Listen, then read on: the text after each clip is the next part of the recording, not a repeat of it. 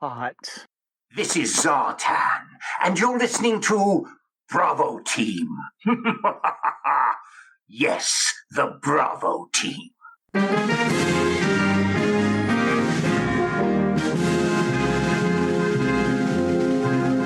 Welcome to Bravo Team, our second G.I. Joe show looking at all the secondary G.I. Joe material. I am your host, Aaron Moss, codename Brotherhead. On this show, I'll either be by myself or have other guest hosts joining me, looking at all the G.I. Joe material out there. We'll be covering things like the toys, the Action Force comic, the European Missions comic, the movies, G.I. Joe Renegades, or anything else that is not G.I. Joe, a real American Hero comic, or the 80s cartoon. Come, join us on our mission to stop Cobra from taking over the world. Yo, Joe.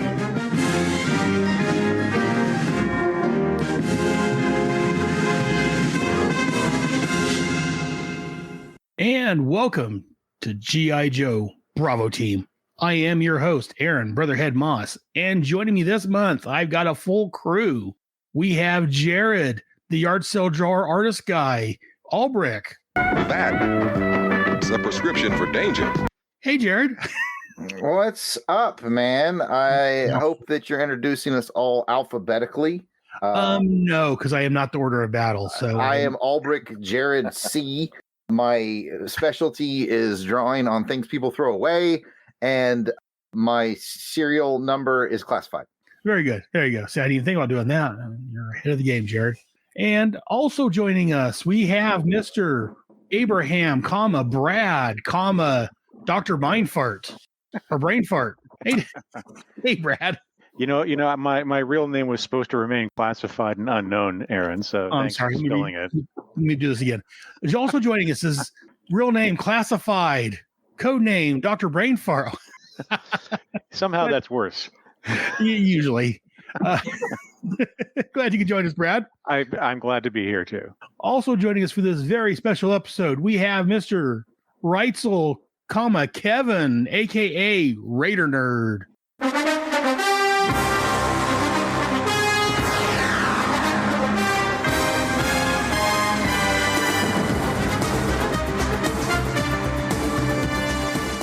What is up, gentlemen? And I am also proudly displaying a yard sale artist original right over here. I got Duke looking over my shoulder here. Love it. Very And nice. also my love for G.I. Joes and Cobras with their animals. I got, of course, the new Mutton Junkyard next to the Super 7 version. And also we have a very special guest today. Freedom came by to say hi. Oh, very nice. Very nice. Glad he could join us.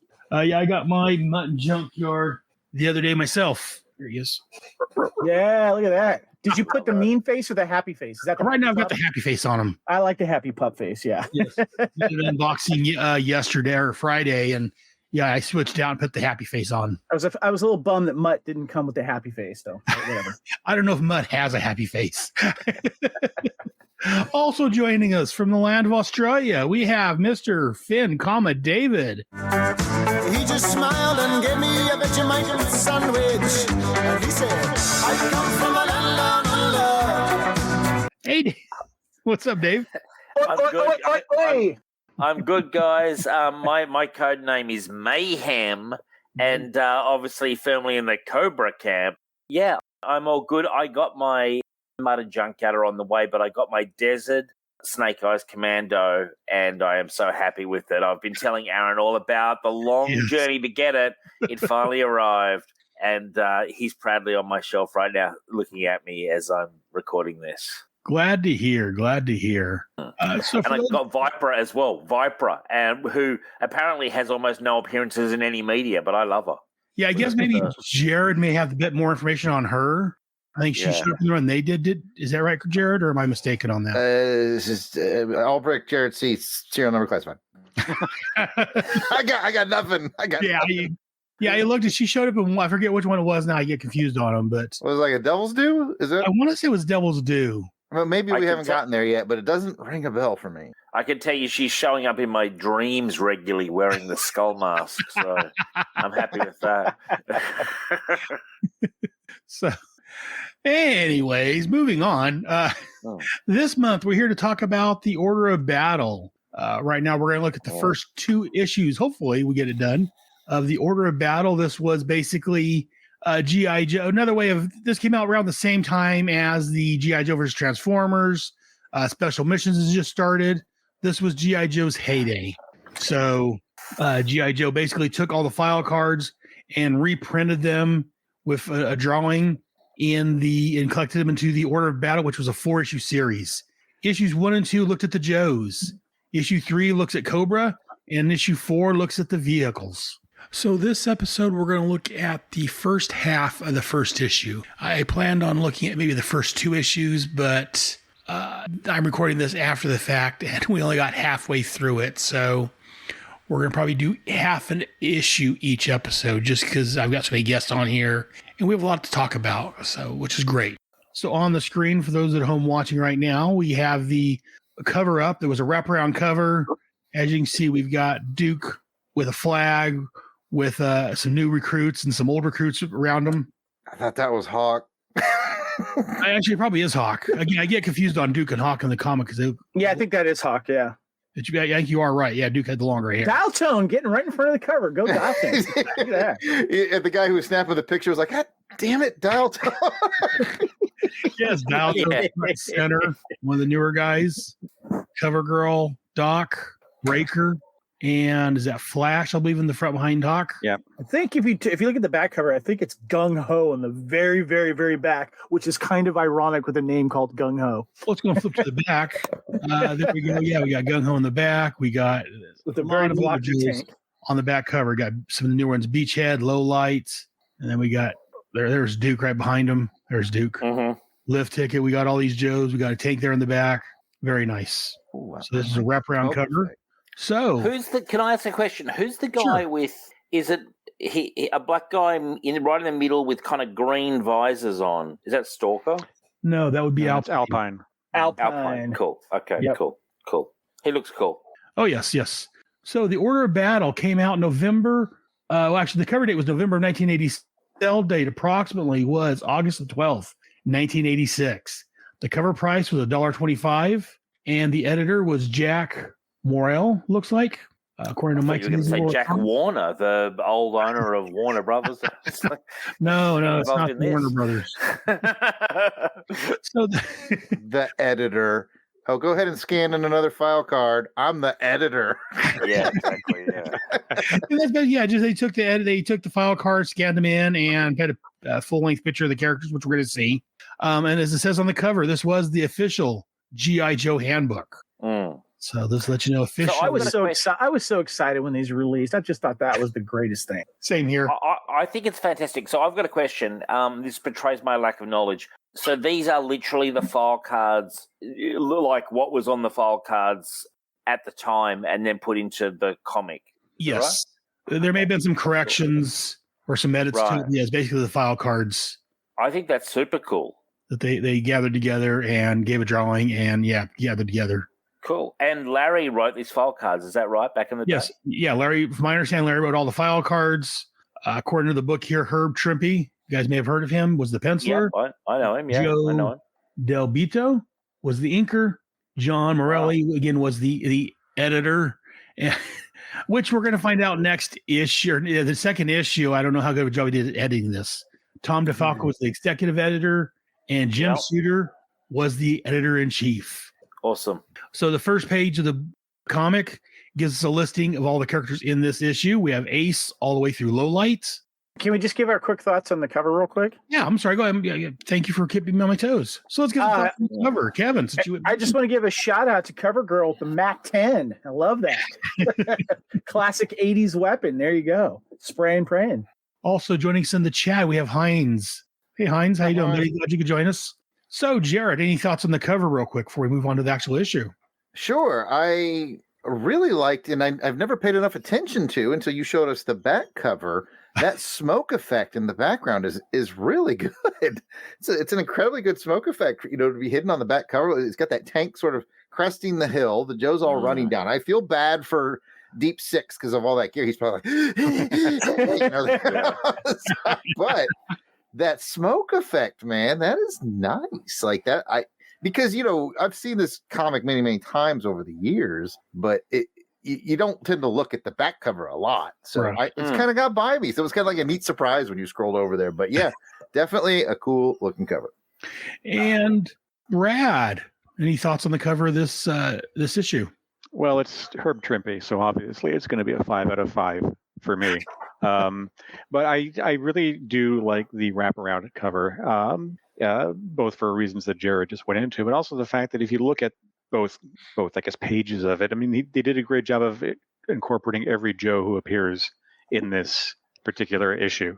I would assume the same thing as with the second issue. So if you look at the front cover and the back cover of this, it's everybody you see on the cover is going to get a page in this, which is pretty exciting if you were a fan back then. Kevin, any other thoughts on the cover?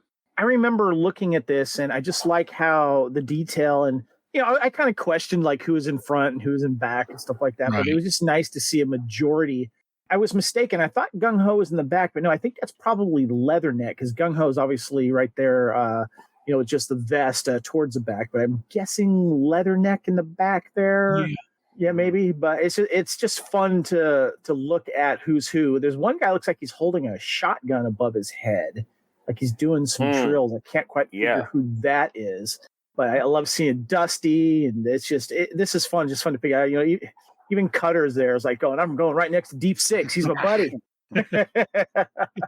And David, any thoughts on the cover? Love it. The back cover was especially interesting to me. I'd not seen any of these.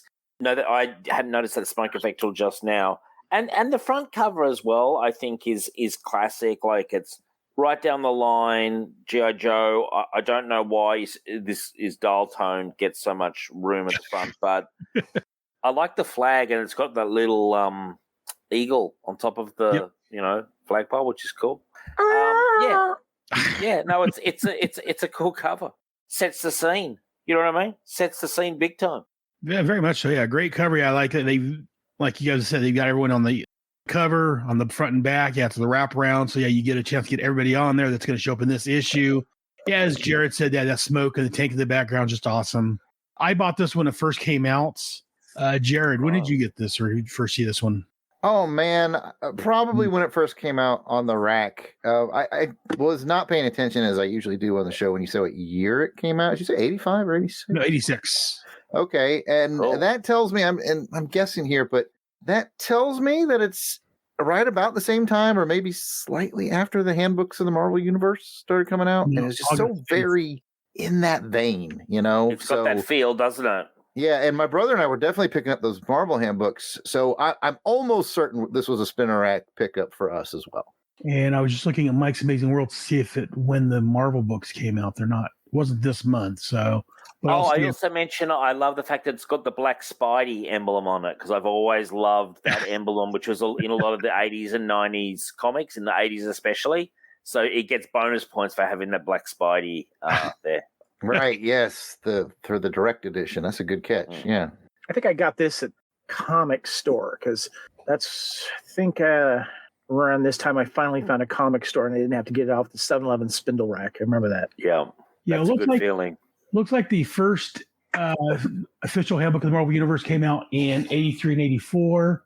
And then second set came out 85 through 88. So this would have been during the second set of the Marvel. There you go. And also over at DC, they'd had theirs Who's Who book. It came out. Back in the day when you could actually put out this kind of stuff and it would fly off the shelves. That's how much comics were selling, back then. Imagine, I said there was 2 regular series for G.I. Joe plus these 2 limited series. So yeah, this was. But mind you, I would love it if they did it now with updated. I'd be all for it. Yeah, I think you can make a pretty strong argument that 1986 was probably the biggest year for G.I. Joe, or at least the biggest they ever had in the 80s, because we had the cartoon going daily, weekday afternoons by this point. Yeah, we had the mainline book hit the 50th issue. You have the launch of special missions, and then you have this order of battle. Like Marvel could have slapped the G.I. Joe logo on a potato, and it probably would have sold. So, hey, I would have gone. I read the hot potato. There you go. Yeah, I still have my G.I. Joe hot potato. Yeah. And so, Brad, I'm sorry, did I ask you if you bought this off the stand or? I can't tell you how or when I bought it, other than I bought it, because I think when it came out, I was just moving from North Carolina back to Canada, and to my horror, I moved to a small town that at that point did not have a comic book store.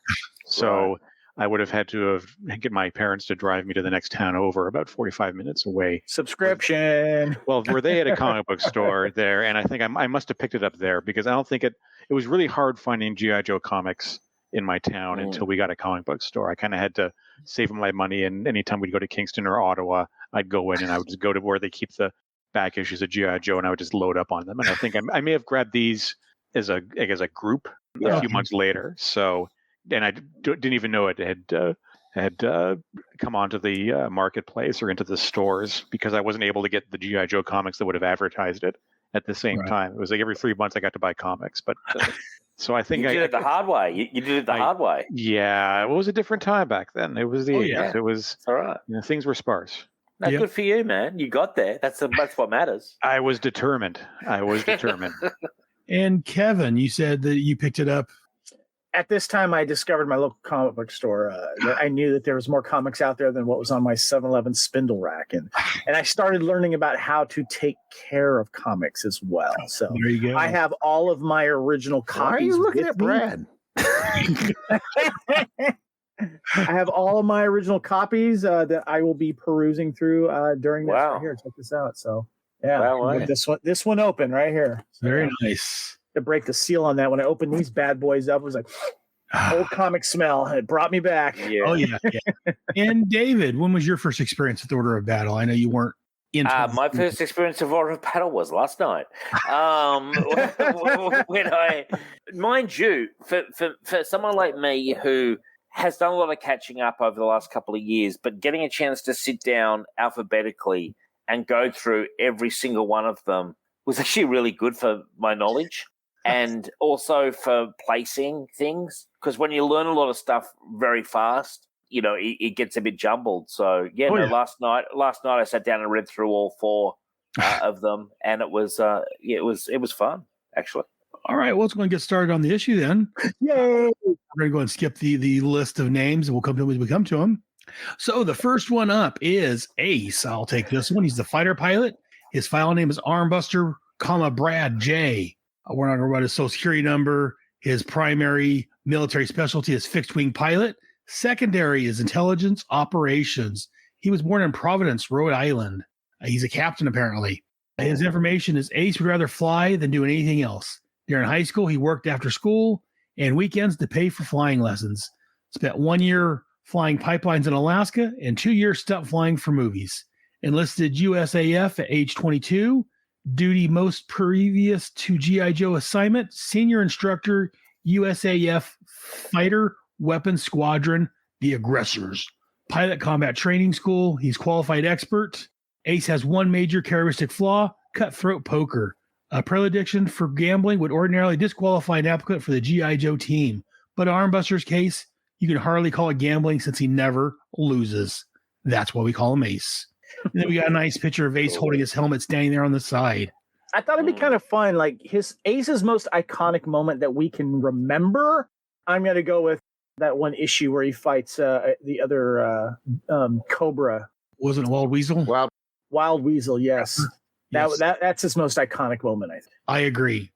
Yeah, I don't think I ever had this. I didn't get because he came with the, I was going to say Conquest, but that's not right. Sky Striker. Sky Striker. Thank you. Jesus Christy crunchies. He came with the Sky Striker. I never had the Sky Striker. That came out right before I got into figures, buying the toys. I remember playing with that at my cousin's house back in Nebraska. I've talked about. His name's Brad.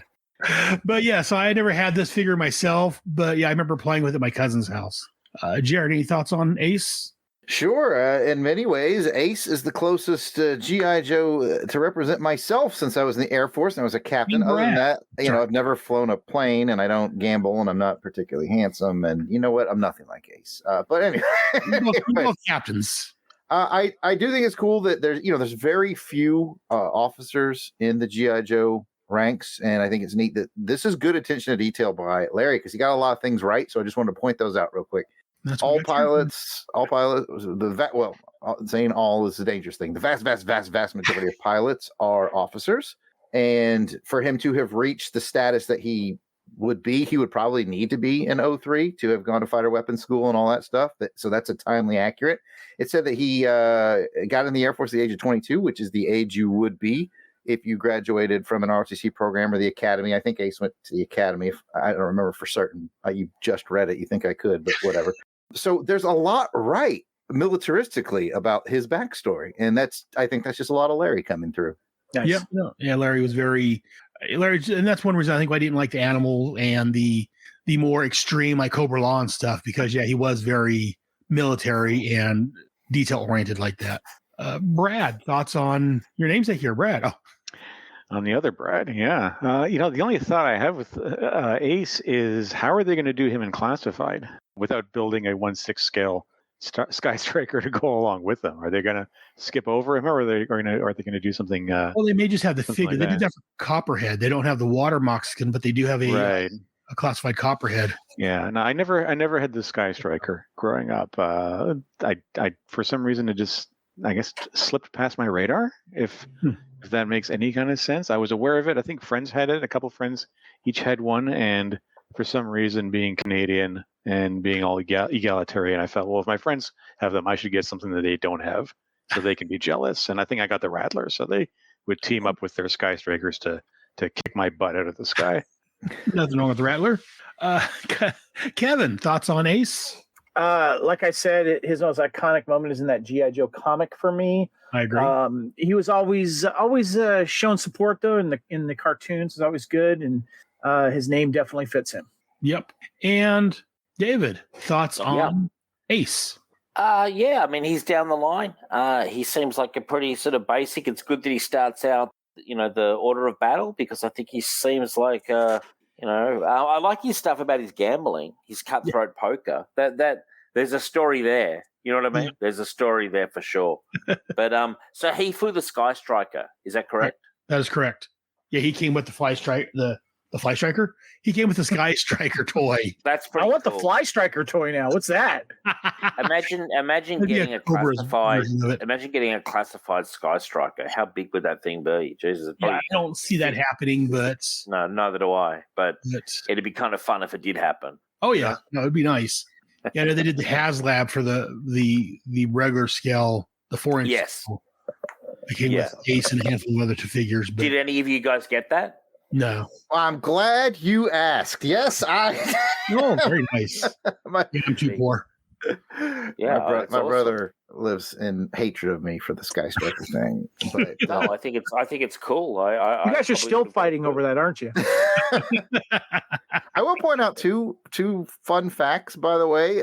One from Kevin's comic book appearance where he goes up against Wild Weasel and they tie it up, which means Wild Weasel is the vastly superior pilot because Ace is flying an F-14 Tomcat, which is made for air-to-air combat. Wild Weasel's flying an A-10, which is an air-to-ground vehicle. So Ace is I say defeated by Wild Weasel. Yeah. It wasn't Ace's best day, was it? It wasn't.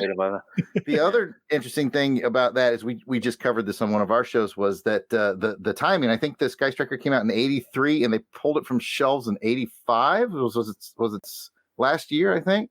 Which is a dang shame because what movie came out in 1996 that made the F-14 wildly popular was Top Gun. If they had left it on the shelf for another year, I bet it would have had a huge sales resurgence. Yeah, I would have thought it would have been a pretty big seller in general. The Sky Striker. Iron Eagle was out too. I mean that came out like 4 months before Top Gun. Hey, they missed their window on that one. But yeah, Dave, I think you're right. I think it sold pretty well. I mean, I had it, and a lot of my friends had it. It's one of the vehicles that it is the vehicle that I find most often at yard sales now. Like if I'm going to find an old beat up Joe vehicle, it's usually just a shell, it's nothing great, but it's almost always the Sky Striker these days. So it was pretty prolific. Cool. I'm yard selling the wrong area. Apparently I never find crap, but anyway, we got next. So anyone if you guys in the chat have any thoughts on these, feel free to throw them out and I can read them off also. Meanwhile, let's go move on to the next character, Kevin or Jared.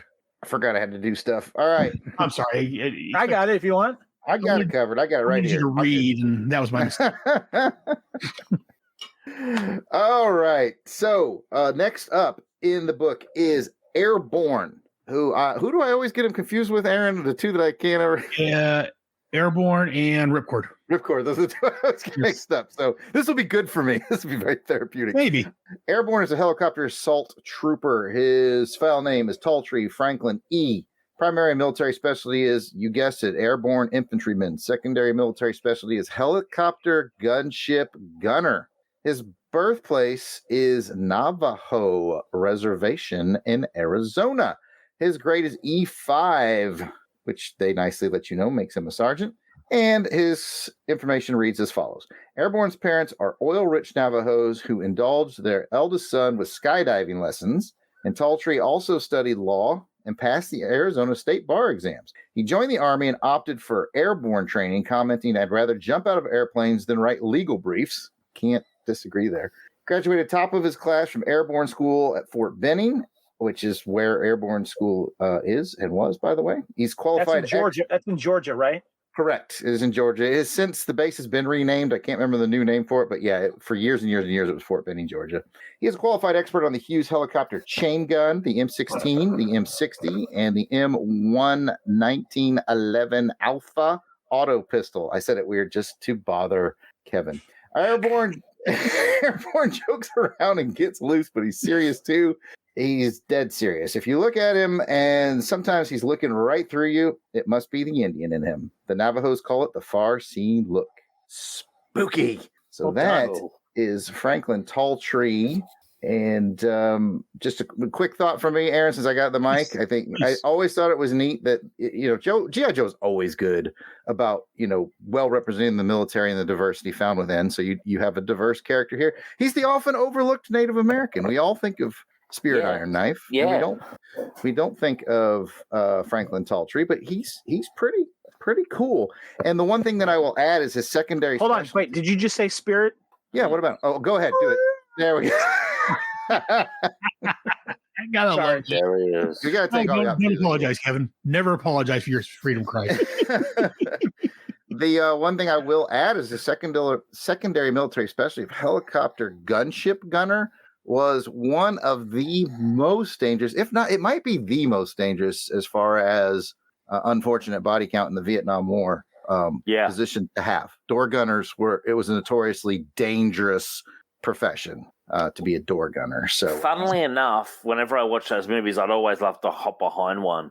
We all want to be on the door gunner. It's awesome. But yeah, that was an extremely dangerous job. Gotcha. Yeah. And Brad, thoughts on Airborne? As an action figure, he was one of my favorites back in the day. When I parted with most of my G.I. Joe collection, he was one of the figures that I hung on to. Just there was something about his look with his rifle and his fatigues and his backpack and helmet and everything. He just looked really, really cool. And I am anxiously awaiting my pre-order for the classified series version of him because he also looks pretty awesome. And while I'm not going all in 100% on classified, he was one of the figures that I said, well, if they do him on classified, I'm going to have to pick him up because he is a favorite of mine. Very nice. And Kevin? I agree with Brad. One of my favorite action figures when it came out. And one of the things that I did, as we probably all did when we were kids, is when we would watch the cartoons or read the comics, we'd be inspired by the stories that we would see there and maybe either reenact or do something similar to the story. And I remember this one time I had all my Cobras holed up in my own fort that I made for them out of boxes and styrofoam and escape chutes made out of paper tube towels and stuff like that, And I remember that I had Airborne and Snake Eyes remember the little army men and their little parachutes? I would put those on them and pretend that they were like first in and they were like, the secret sniper, commando group. And so I had Airborne and Snake Eyes going in behind behind enemy lines first, setting up and do that type of thing. And I remember that. I just love those figures. So that always inspired me to do that. And I remember that every time. And David, any thoughts on Airborne? Love Airborne. While we're having this conversation, I made a pre-order purchase of the classified figure, which is how you determine if I really like a character. Airborne's cool. Yeah, I did not know that he was Native American. That's news to me when I read this, and I was like, yeah, with his brother Spirit, why not? Yeah, there you go. Bring it on. Yo, Joe. And real quick, Wind Talkers, great movie. They talked about how in history they used the Navajo language to get around Japanese code breakers. And also Navajo, Star Wars, the original movie, they did release a Navajo spoken language version that you can actually still find on eBay. It's very hard to find. It's expensive, but there is a Navajo language version of Star Wars A New Hope. That's interesting. I know with the most recent Predator thing, Prey, I don't know what branch of Native American the language was, but they did the same thing with Prey as well. Yes, they did. Yeah. Yep. Yeah. Pretty cool, I think. Yep. Oh, and you can't get enough Native Americans. From what my understanding, there's a lot of Native Americans that join the military to get off the reservations and stuff. That's what I have been told. So I think it's good they're represented in G.I. Joe in the main squadron. Yeah, and as Jared said, Larry was or Hasbro, whoever came up with the characters was very good about giving representation. I mean, it's hard to tell looking at his figure or that he's Native American. Yeah, I didn't know. That's news to me. Yeah, like Spirit, which is very much blatantly. Yeah, but Spirit's out and proud. Spirit's like, he's like 1,000%. Whereas, this guy, he's got the oil-rich parents. Yeah. Unfortunately for Airborne, he doesn't come with an animal companion. No, he does not. But I like Airborne. He wasn't one of my favorites, but again, he came out before I got into the toys, so I didn't get that. I don't think I ever got the action figure, so I haven't pre-ordered him yet. But he's one of the ones that's got a pretty vital role. So I've got a question. Yes. When this was in the 80s, when these were the 3 3/4 inch, was he sold with a helicopter? No, he came by himself. No. Okay. No. But you could put him in the helicopter. Yeah. Oh yeah, you can pet him. Yeah, you can pet any of the Joes. So yeah, he was the one I traditionally put into the back seat into the gunner seat of the Dragonfly. Although by a happy little coincidence, I happen to have in my hands here a file card for Airborne that was from the Canadian release, and there's a slight difference here. Yeah. It says he was actually born in Caughnawaga, Quebec. And the quote about the far-seeing look, they reworded to say the Mohawks call it the far-seeing look. The Canadian file cards were slightly different. They made them sort of a multinational team in a way, and that a lot of the Joes were given or assigned Canadian birth. It also says he liked poutine as well, right? He did. He owns 3 Tim Hortons donuts. 3 donut chains. Yep. That's clever of Hasbro to like slightly adjust it for a different market. Where you would have thought they might not have bothered, but they just did. They were like, we must sell as much as possible across this continent. Like we must. Or now they've reduced. I wonder if in Mexico they're all Mexicans. And now they've just got the 5 language file cards, and they've removed all that extra information, which I'm not happy with. But that's another story entirely. So anyway, so that's Airborne. Again, we got a couple people join us in the chat or in the viewing us. If you guys have any thoughts on these, feel free to fill them in whatever chat you have access to, and I can read them on the air. If you guys have any thoughts on these characters? For those who just joined us, we covered Ace, we just covered Airborne, and Brad. He gets to cover the next one. We got a long way to go here. All right, this is going to be fun because this is one of my favorites. Codename Airtight, hostile environment, file name Kurt Schnurr. His primary military specialty is CBR, which is chemical, biological, and radiological warfare. His secondary military specialty, ordnance. His birthplace was New Haven, Connecticut. Lovely city. I've driven through it very fast. Kurt was the kid who could hold his breath the longest. He was also the kid who had the largest collection of plastic dinosaurs on the block. He was a weird kid who grew up to be an even stranger adult. It takes a mighty weird person to walk into a cloud of toxic gas strong enough to fell a mutant weightlifter, cockroach wearing a protective suit built under the contract for the government by the lowest bidder. And then there's a quote: Airtight is an unreformed practical joker. Sneezing powder, plastic barf, whoopee cushion, the whole bit. No prank is too low for him. You'd think the other Joes would hate his guts, but they don't. Because when the bad guys escalate the firefight and start playing dirty, it's old Airtight who suits up and wades into the thick of it. I mentioned off the top, he is another one of my favorite Joes of this period. The figure design was really interesting. It had a very sort of a sci-fi aesthetic, and it reminded me a lot of the astronaut uniforms from 2001: A Space Odyssey. They were a bit more colorful, and they had this almost insectile quality, which Airtight definitely has. And again, when he comes to Classified, I will be pre-ordering him too, because he is one of my favorites. Me too, for sure. Very nice. And Kevin, thoughts? I always love to look at this figure. Shout out to my buddy, fellow finest G.I. Joe costume member in Georgia, Noel Wood, who did an airtight costume that was fantastic. And is it just me, or with this picture, does he look like he's 4'2"? Yeah, he does. This figure does make him look a little shorter than he is. Well, it's said that prolonged exposure to toxic chemicals can stunt your growth, so he could come by it naturally. That's awesome. And David, thoughts on airtight? Love him. And what a tough job this guy has. He's got to wade in when they bring out the chemical warfare. They give him a rifle, they give him the suit and say, good luck. Get out there, kid. And Kevin, nice to hear you mention Noel, because I follow his show, the Audible Interlude show that he's on. Oh, very cool. Yeah, he's on a podcast? Nice. Yeah, he's on Audible Interlude. Yeah, no, I listen to it all the time. And when he mentioned Finest, he always mentions that at the end of the show. Nice. That's good guy. The costume thing you guys have, yeah? Yeah, and he raised money for Canine for yes, Warriors, yeah. And Noel, who I know well, and his wife Rebecca. Noel is the counterpart to my costume of the Incognito Cobra Commander. He is the Incognito Destro. If you've seen the picture, cool. That's Noel. Because as soon as he saw my Incognito Cobra Commander costume, he's like, "Dude, I got to do Destro. We got to go out together." I'm like, "Let's do it, man. Let's do it." That's awesome. You guys have a lot of fun over there. That's great. Yeah, no, airtight's cool. Looking at this picture, this would be a must buy. I like the way he goes out there when the going gets tough. They send out old airtight. Oh yeah.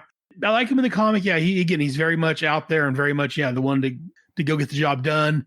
As the toy, I think I had this toy, but yeah, he wasn't one of my favorites.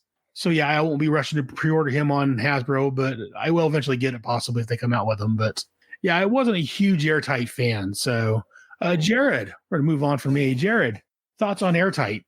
Yes, sir. Besides that being your nickname in high school. Yeah, that also. I wonder if when they release him classified, if his package will be completely sealed, or is there another word for that? Like you never mind. Anyways, I always thought airtight was neat. I throw a lot of respect his way because I have had to don chemical warfare gear before. Once you're in it for about 7 minutes, you are just willing to risk breathing the chemicals. It is like hell being in that gear. Now, granted, he has a much can't be that bad. Come on. It is awful. It is so bad. Like, I will breathe the chemicals. I vote to breathe chemicals. Sounds it is terrible. So bad. Well, I took my chem warfare training in North Carolina in the summer too, so it was particularly brutal.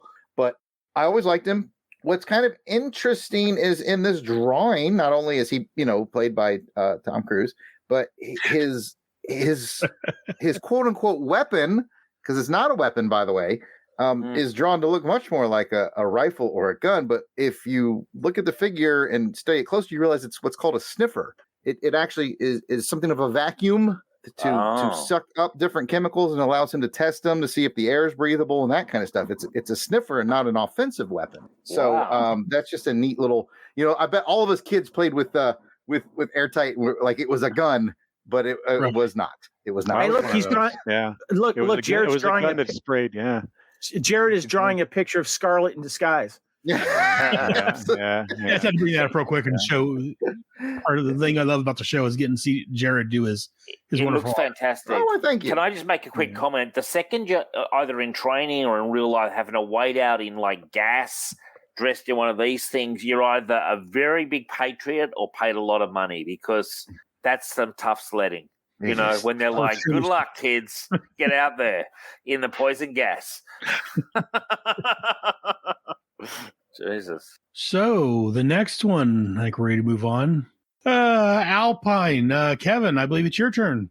Yeah, one of my favorite characters here in the action figures. Code name Alpine, Mountain Trooper. File name Albert M. Pine. Primary military specialty, Mountain Trooper. Secondary military specialty, finance clerk. Birthplace, Mendocca, Idaho, grade E4. And his stats say, from the middle of the flat, dusty Snake River Plain where Alpine was born, he could see the mountains on the horizon in almost every direction, like a physical barrier between him and the world he wanted. He took up mountain climbing during college and continued as a recreational climber during his brief tenure as an accountant for a large publishing firm. The G.I. Joe team gave Alpine the most hazardous of all conditions, with Cobra shooting at him. Graduated Ranger School, Fort Benning qualified expert at the M16, M14, M60, and the M1911 Alpha 1. Quote, every time Alpine scales a sheer cliff face, piton by piton, overcoming granite and gravity with muscle and persistence, he is symbiotically climbing out of the quagmire of his past. That's why we send him up first on vertical assault. He doesn't take to being knocked down too easily. That is Alpine. I loved his little rope that he came with and the little axe on it kind of stuff, because one of the things that scared the crap out of me is rock climbing. I was like, nope. You know, whenever I saw Kirk do that in Star Trek V, the search for whatever it was, the Final Frontier. Yeah. And I saw guys, especially when they do the free climbing and all that kind of stuff, and they use those little platoons or whatever it is, the little spikes to climb up, that just scared the crap out of me. But I love the fact that that's what he did, and that's what he's always been good at. You know, it seemed like, too, whenever you see people doing special stuff or going on adventures, they always throw that big coil of rope around their shoulder for something. You know, they're ready to use it for something. So, yeah. And David, thoughts on Alpine? Love him. I'm familiar with him through the Chuck Dixon comics. There's quite a bit of Alpine in one of the storylines where they're climbing up some mountains. Yeah, no, he's just a cool character. And what an interesting thing when it says he is symbolically climbing out of the quagmire of his past. Kind of alludes to a backstory there that we don't really know about. But for mine, a really cool Joe. And I view some of these guys as you kind of have they're the core group, if you know what I mean. And right. I feel like Alpine, in my mind at least anyway, he's definitely one of the core guys. Love him. He's awesome. Yeah, I agree. Yeah, I like Alpine. I like him in the comic and the cartoon. He's always paired with Bazooka. Yeah, in fact, I've got him I think I've got him pre-ordered. I'm going to pre-order when he comes out. They've announced Alpine's coming out in classified. Good. Alpine's one I'm going to have to get. And I guess I'm going to have to one to mention it. His real name is Alpine. Yeah, that's it. That's it. Alpine. Yep. That is his real name, Alpine. So I guess his code name came naturally. Yeah, no, Alpine's a great character. I say Larry did a great job with him in the book. The cartoon always used him. He was one, especially in the first season. He was one that always showed up. Yeah, I love Alpine. He's a great figure. Jared, thoughts on Alpine? Today was the day that I found out his name was Alpine. And yeah, I definitely gravitated towards that. It was previously mentioned that he's climbing to escape his past. I'm like, goodness gracious, Alpine, what is going on here? But yeah, I always liked him. I think it was Kevin said, like, anybody who came with a rope, it's just cool. You can dangle them from stuff, and if you've ever seen the movie Boondock Saints, before they go off on their rampage, they bring a rope with them. He's like, Charlie Bronson always brought a rope. Thank you for saying that, because I remember that specifically. Charles Bronson brought a rope. If Charlie Bronson brought the rope, why wouldn't we? Right? So yeah. Do you know what we need? Rope. What are you, insane? Ain't Charlie Bronson's always got rope. What? Yeah. He's got a lot of rope strapped around him in the movies, and they always have. I've lost it. No, I'm serious. You do that shit. Man, one thing you're gonna need a rope for. I don't fucking know what you're gonna need it for. They just always need it. They shit. It's a movie. Oh. That's right, Rambo. All right. Get your stupid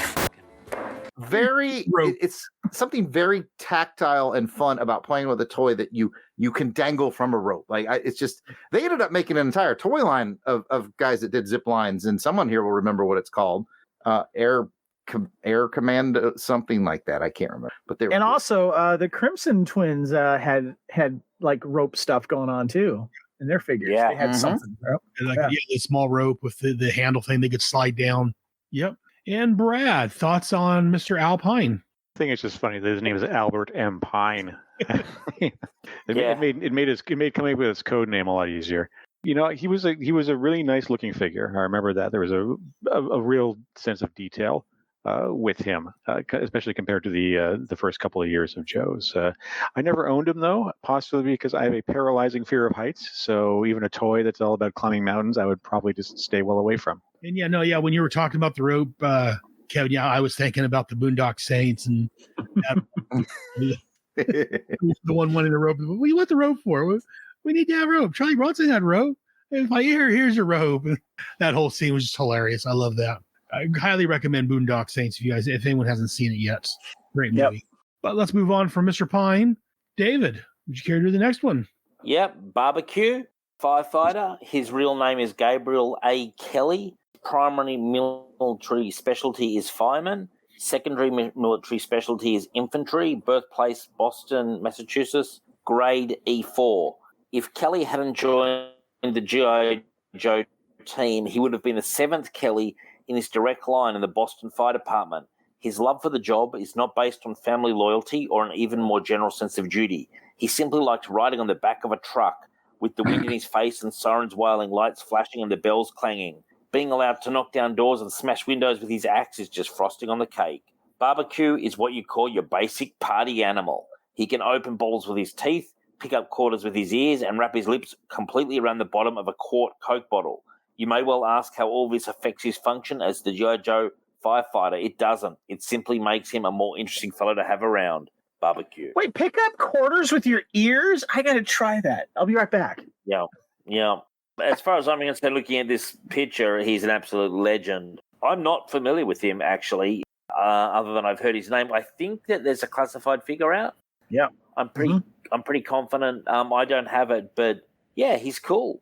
You guys probably have a lot more to say about him than me, but it's a very good file card. I'll say that. I like Barbecue. He showed up in the comic here and there. I remember here recently when they were doing the battle at sea. He was there chopping things up and trying to put fires out. And he showed up a couple spotlighted episodes of the cartoon. So yeah, I had this figure. Yeah, I like Barbecue. He's a good character.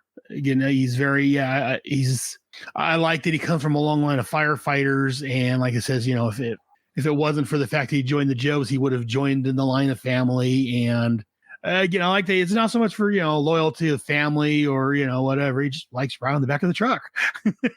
Yeah. That was great. Jared, Barbecue? The figure. No, I'm not asking more for. Oh, yes, please. I'll take 2 plates. No, come on over. and how his real name isn't Barry BQ, I don't know. But here we are, right?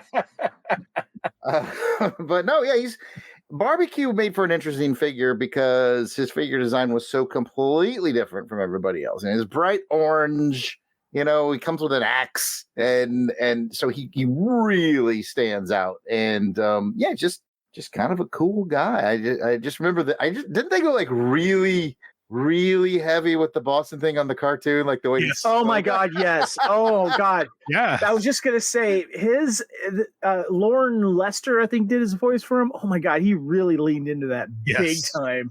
Oh, he leaned into it, tripped over it, got back up again, leaned back into it. Yeah. Those are my thoughts, man. Brad.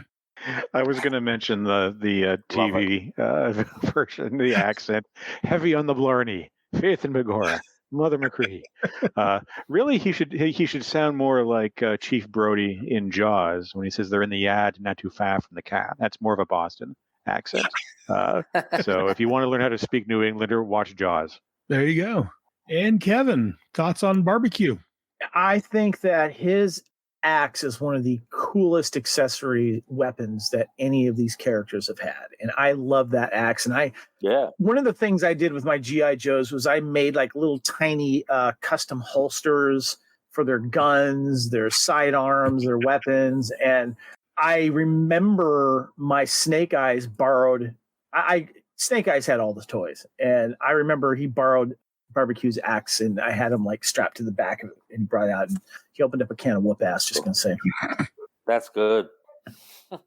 Very nice. Yes, and from the chat we have. I'll try to look see who it is because it doesn't show me on here, but Sean.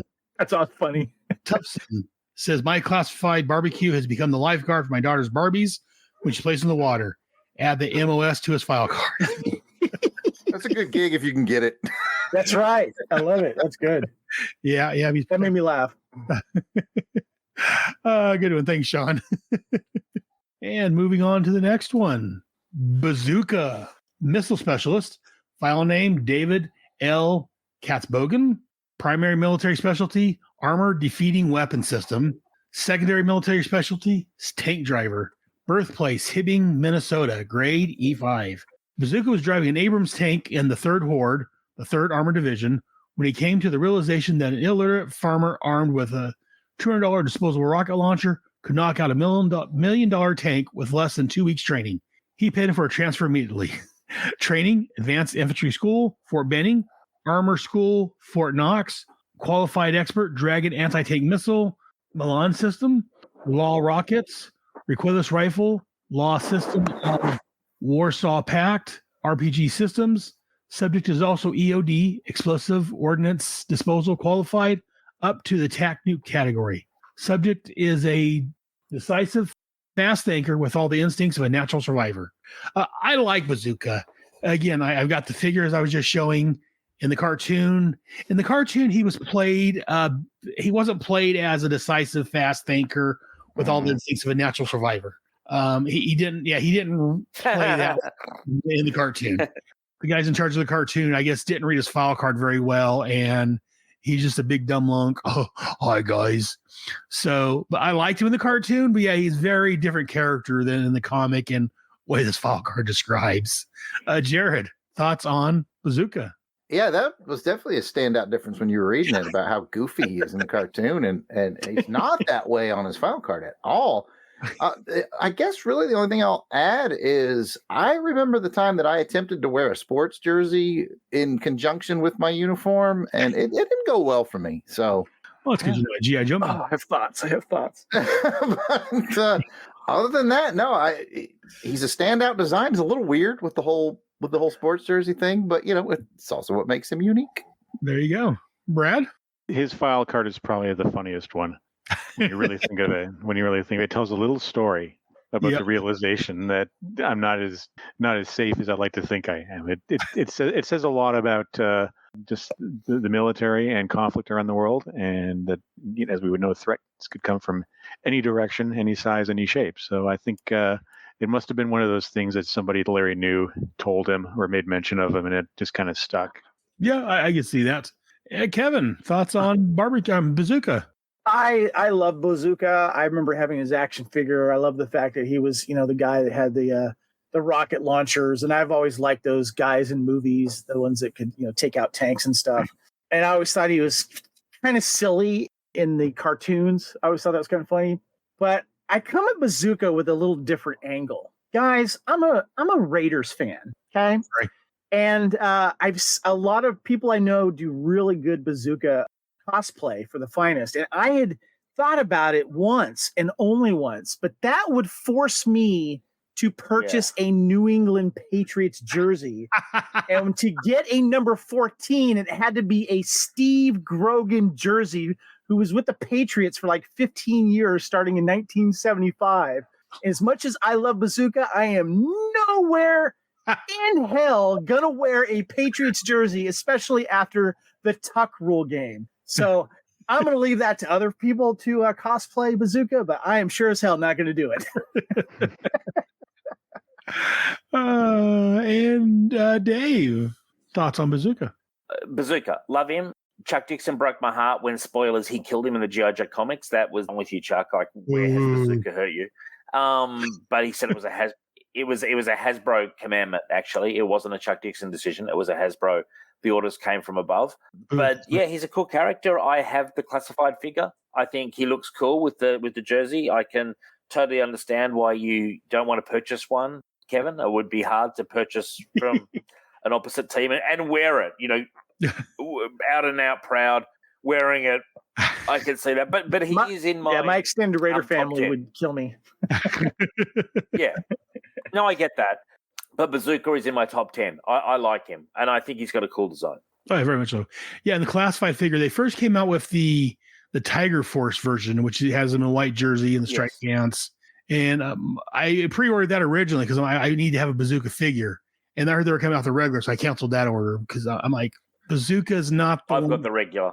Yeah, I wouldn't think Bazooka's one that you want traipsing around in the jungle, sneaking up on things. He's not a sneaky guy. He's No. blows crap up. But and his regular costume is so classic that Yes. that's the one I would prefer. So that's what I've got as well. The exact same. yeah, I'd pre-ordered the one, and then I heard they were coming off the regular version. I'm like, you know what? The hell with this. Cancel this, and I'll wait and get the regular version. So let's go ahead and move on to the next one. I believe that would be Mr. Albrecht, the artist jar guy. Well, isn't this fortuitous? It's my favorite G.I. Joe of them all. It's Beachhead. Who? Shut your mouth. Beachhead. He is a ranger. His name is Wayne R. Sneeden. His primary Sweden. Reading's hard. Anyway, Wayne R. I can't say it for me, Kevin. Sweden. Thank you. For some reason, my mouth doesn't want to. Anyway, secondary military specialty, small arms, armor. And the most important part of all this is his birthplace, which is Auburn, Alabama, which, that's where I went to college. And, Kevin's love for Raiders equals Jared's love for the Auburn Tigers. It's like it's on one of those SAT questions, the analogy questions. Anyway, Wayne Sweden, I finally got it, is an E6, and Beachhead was a lane instructor at Ranger School in Fort Benning and an observer advisor at the Covert Ops School in Central America. He's meticulous, patient, strong-willed. He likes getting up at 0500 to take a 10-mile run and PT session before breakfast. If he's running 10 miles, he gets up at 5. Breakfast is usually at 7. He's running anyway. He's fast. All right. He enjoys squatting motionless beside a jungle trail for 3 days straight, waiting to ambush bad guys that might never show up. What he hates is people who aren't interested in doing their best. Qualified expert in all NATO Warsaw Pact small arms. Most folks will get mad on occasion or at least get irritable, but not Beachhead. He thinks anger is a waste of time and energy. Rage clouds the vision and pollutes logic. Fury impairs judgment and makes you careless. The results of anger are totally unacceptable to Beachhead. He doesn't get angry, he gets even. And man, that is a line from his file card that I remember from my childhood. Doesn't get angry, he gets even. I always liked that. And Beachhead wasn't always my favorite Joe. I grew up, brace yourselves, a Snake Eyes fan. What a shocker, right? But after I went to college and I realized that Beachhead was from the same college that I went to, he rapidly became my favorite. And I've loved Beachhead ever since. And you know what? I already really liked him, not only for the file card, but his figure design is incredibly kind of awesomely 80s, with it's much like Snake Eyes with the hidden face and all that stuff. So anyway, I'll shut up because I could go for a while on Beachhead. I'll let it just flow down to, I guess, Brad. Yeah, and like Beachhead, I don't get angry. I get even as well. He's cool. Beachhead's cool. I'm not going to say anything bad about Beachhead, and not just because Jared's here, but because Beachhead was a cool character. Yeah, he was a very cool figure. I remember when he was one of the last figures I think I actually got, because I was sort of tapping it on G.I. Joe by 86, but I think him in Wetsuit and Hawk, I wanted to get those three, and I wanted to get the Devilfish toy to recreate the scenes from issue 46 or 47 of them outside Cobra Islands. I thought that was really cool, and I did, and that was probably my last hurrah with G.I. Joe. So I have a great fondness for Beachhead as far as collecting. I hung out with the comic for a few years after that, but the toys, this was my last one. But yeah, Beachhead. We need more Beachhead. Kevin. Beachhead, great action figure. I picked him up. I remember that, and I always thought he looked cool. And of course, he has a shining moment in the original G.I. Joe 87 cartoon movie. But when he says that what he hates is people who aren't interested in doing their best, I kind of feel like he's taking a personal shot at Chuckles. When Chuckles wanted to improvise and throw a missile at a Cobra tank, So I don't know. I'm just saying. But I love Beachhead. And one of my good friends, Mike, who is in the G.I. Joe Finest group, there is several people who do a Beachhead costume. And he's actually in charge of the recruitment. And so if you're going to do a Beachhead costume, you better choose the one that you're going to do your costume at and make sure you get it right, because he is the first person that's going to see it and judge you. Hey, alert. alert here. I've now discovered why I was so tongue-tied on it. On his file card, it's Sneeden. It's only Sweden in this comic. Interesting. Right. That's why I kept flipping over. I was like, I kept saying Sneeden, and then I'm looking at it, and it says Sweden, but on his file card, it's Sneeden. I was thinking Sneeden too. So but yeah, Wayne Sweden sounds cooler. I think you're right. I think it does. I think it does sound cooler. But as you guys all know, but maybe some listener, well, probably all our listeners do. You know, a lot of these guys got named after people that worked at Hasbro, so that's probably a real Hasbro employee name of Wayne Sneeden, much like Albert Pine. I'm certain also. Albert Pine. But that was bugging me. I was like, well, how can I be wrong about my favorite? How can I not say my favorite Joe's name? And then I was like, why am I so confused? So I've been researching in the background. I'm sorry. I totally interrupted Kevin. The mic is yours, sir. Oh, no, I was done. That was good. That was great. Go ahead.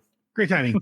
And Dave, thoughts on Sweden, Sneeden, whatever his name is? Well, I hate to be the one that breaks up the party, but coming in later and really seeing a lot of Beachhead in the comics, especially that IDW run, I wasn't as hot on him. And the reason for that is nothing to do with his character.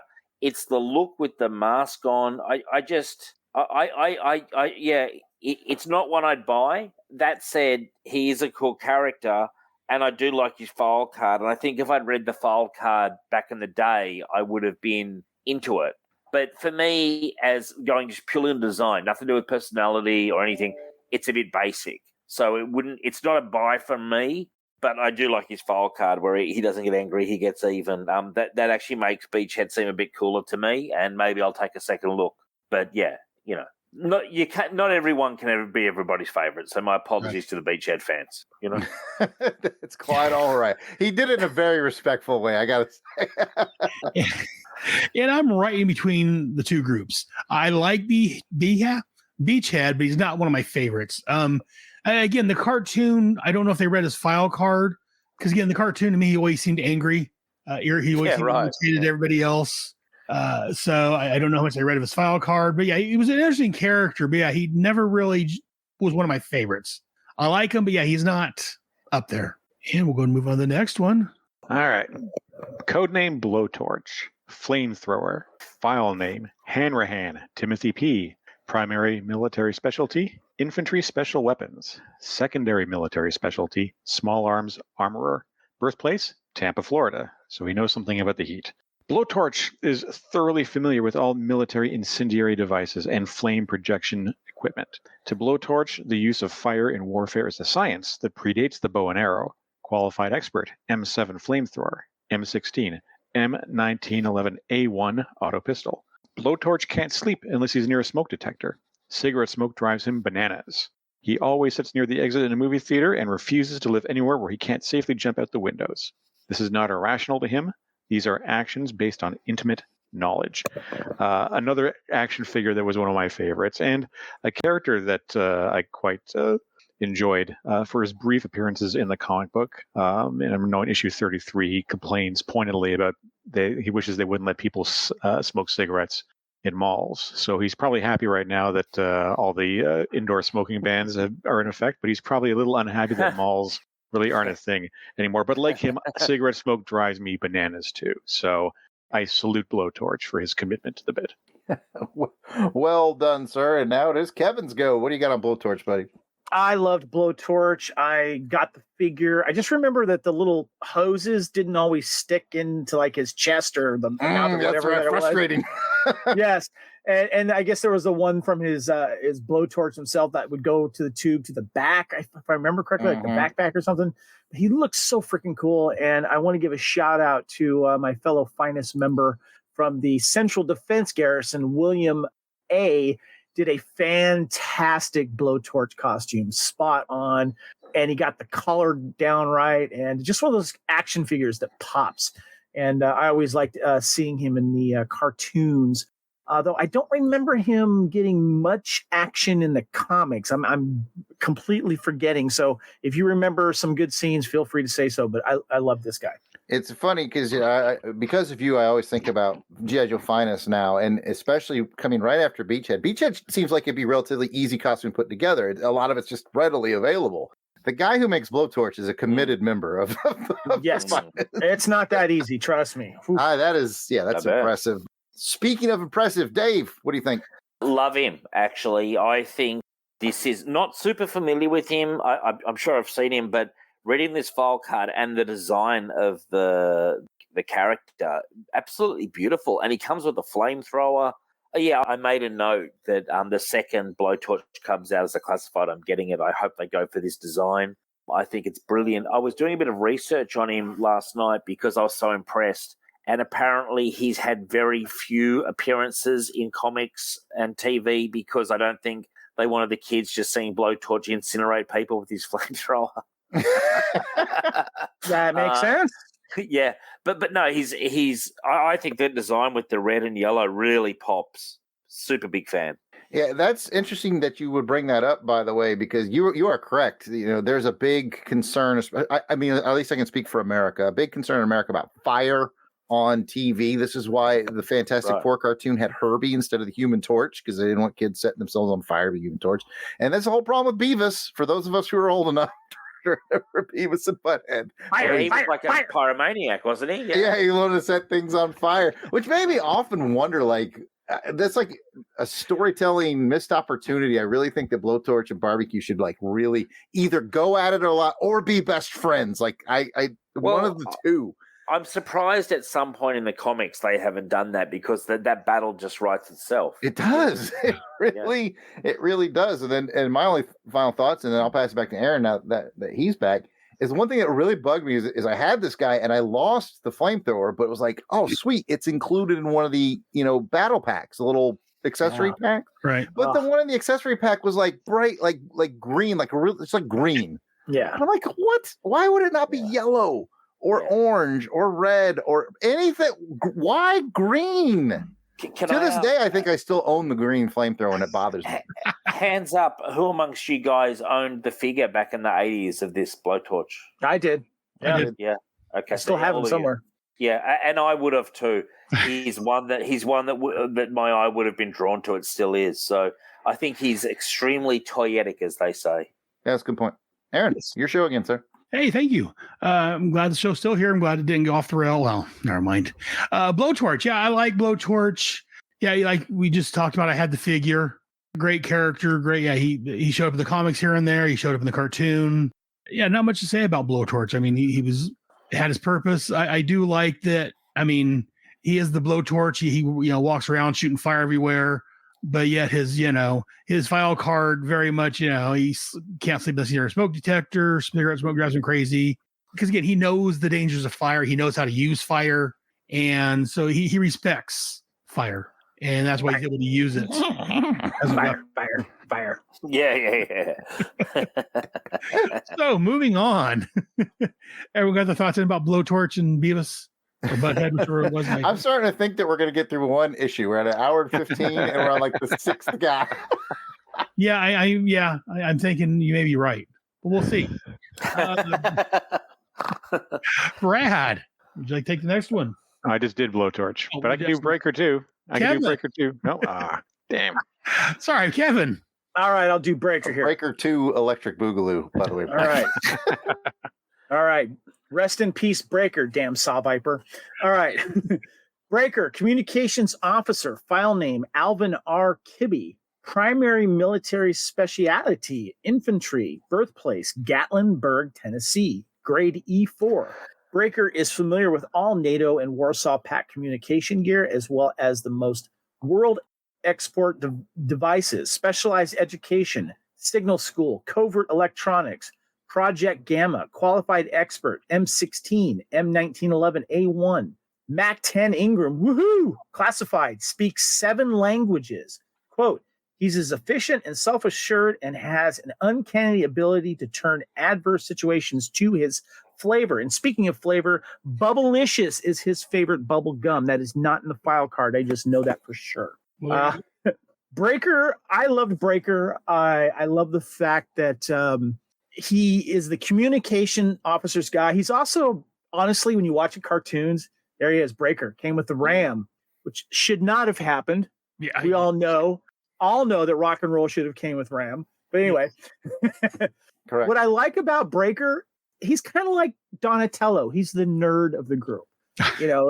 He's the communications guy, the computer guy. And I love the fact he was always chewing bubble gum. That was just a neat thing. I love that. And I want to give a special shout out to my good friend Chuck Pierce of the Georgia Finest Garrison, which is what brought me into the Finest for the first time. And he did a fantastic Breaker costume.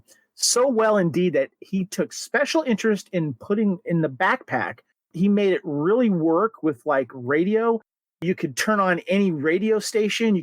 And all of that. He put USB in there so you could charge your phone on Breaker's backpack. and he had a speaker in there with a Bluetooth. It was fantastic. So shout out to Chuck. I was bummed that he was one of the people that went down when they started calling GI Joes. But you know what? He will live in my heart. I love Breaker. Dave. That's interesting, and that's so cool to hear that with the Finest. They go to that level of detail. I mean, you guys are just throwing money just at this. Like, it's amazing. Yeah, Breaker to me, very basic. Maybe I don't think I have the nostalgia wave for Breaker, but I do like that he's kind of like the Donatello, as you said. And, I mean, he gets a plus for that.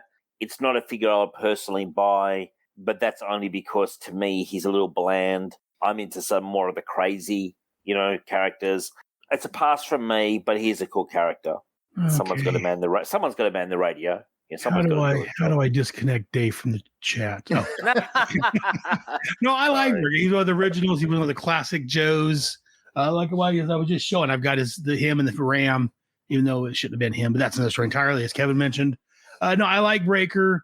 Eventually, he was kind of replaced with Dalton. Thank you, Dalton. Thank you.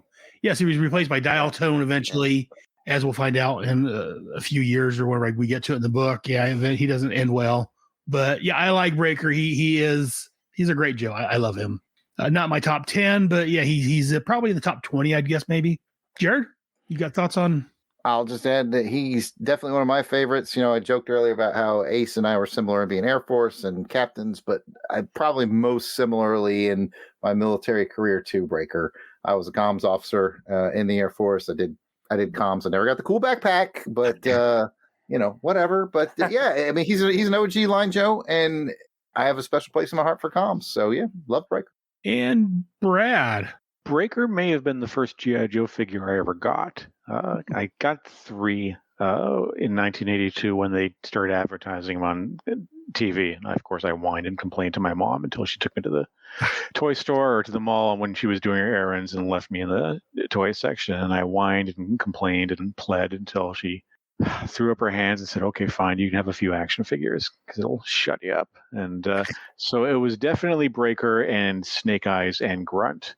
These are the straight arm versions. These are the pre-swivel arm battle grip ones. And I thought Breaker looked like the coolest of all of them because he had that funky headset and backpack, but he didn't come with a gun. So I took Grunt's M16 and I popped it into Breaker's hand and the thumb snapped off. And that was the way for the day. And that is all I have to say about Breaker.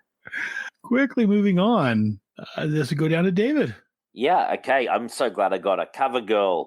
Wolverine driver, file name Courtney A. Krieger, primary military specialty armor, secondary military specialty AFV mechanics, birthplace Peoria, Illinois, grade E4 specialist. Cover girl was a high fashion model in Chicago and New York prior to enlistment. Grew disillusioned with modeling and enlisted to put new direction in her life. Attended armor school at Fort Knox and related tech schools. Proficient in diesel mechanics, gas turbine technology, qualified expert, law rocket, Dragon AT missile, M16 and M1911A auto pistol. Cover girl finds she must work against her beauty to prove herself. She's compelled to learn and master decidedly unfeminine disciplines. Her self-assurance and stunning good looks reduce most men to stuttering fools. I think she's a classic. I've got to give it to Cover Girl. I'm super happy that I got it to read out. I ordered the classified figure. She goes up there with Scarlet and some of the others, and she's an absolute gem. Love her. She's in my top 10 for sure. Very nice. Yeah, I like Cover Girl. She came with the Wolverine originally, and I've got the old school Wolverine, but I don't have the cover. I need to find Cover Girl still for her for the Wolverine vehicle, but she didn't seem to get as much play as Scarlet and Lady J did in either the comic or the cartoon. I mean, she'd show up occasionally. I think they did her dirty in the G.I. Joe movies more recent. But we're not going to talk about that. But yeah, no, yeah, I like CoverGirl. She had a beautiful character, and yeah, like I say, she's a model, but she's also striving to prove herself as a soldier and just as worthy as anyone else. So I would say Chuck uses it well in his run. Actually, Okay. CoverGirl's got some good moments in his run. very good. And Jared, thoughts on CoverGirl? Yeah, I'm a big fan. I did the Wolverine as a mail away when I was a kid, and so it was very special to me to get, it came in the mail, like mailed away. Like that was really That's cool. awesome. So it has a special place in my heart. And as was mentioned over on Jim Meals' G.I. Joe Chronicles Outpost podcast, I think she's even though she's less, sung than, let's say, Scarlet or Lady J, I think she was a really good move as far as barrier breaking, as far as quote unquote girl toys and boys playing with girl toys, because I think they very cleverly packaged her with a vehicle that every boy is going to want.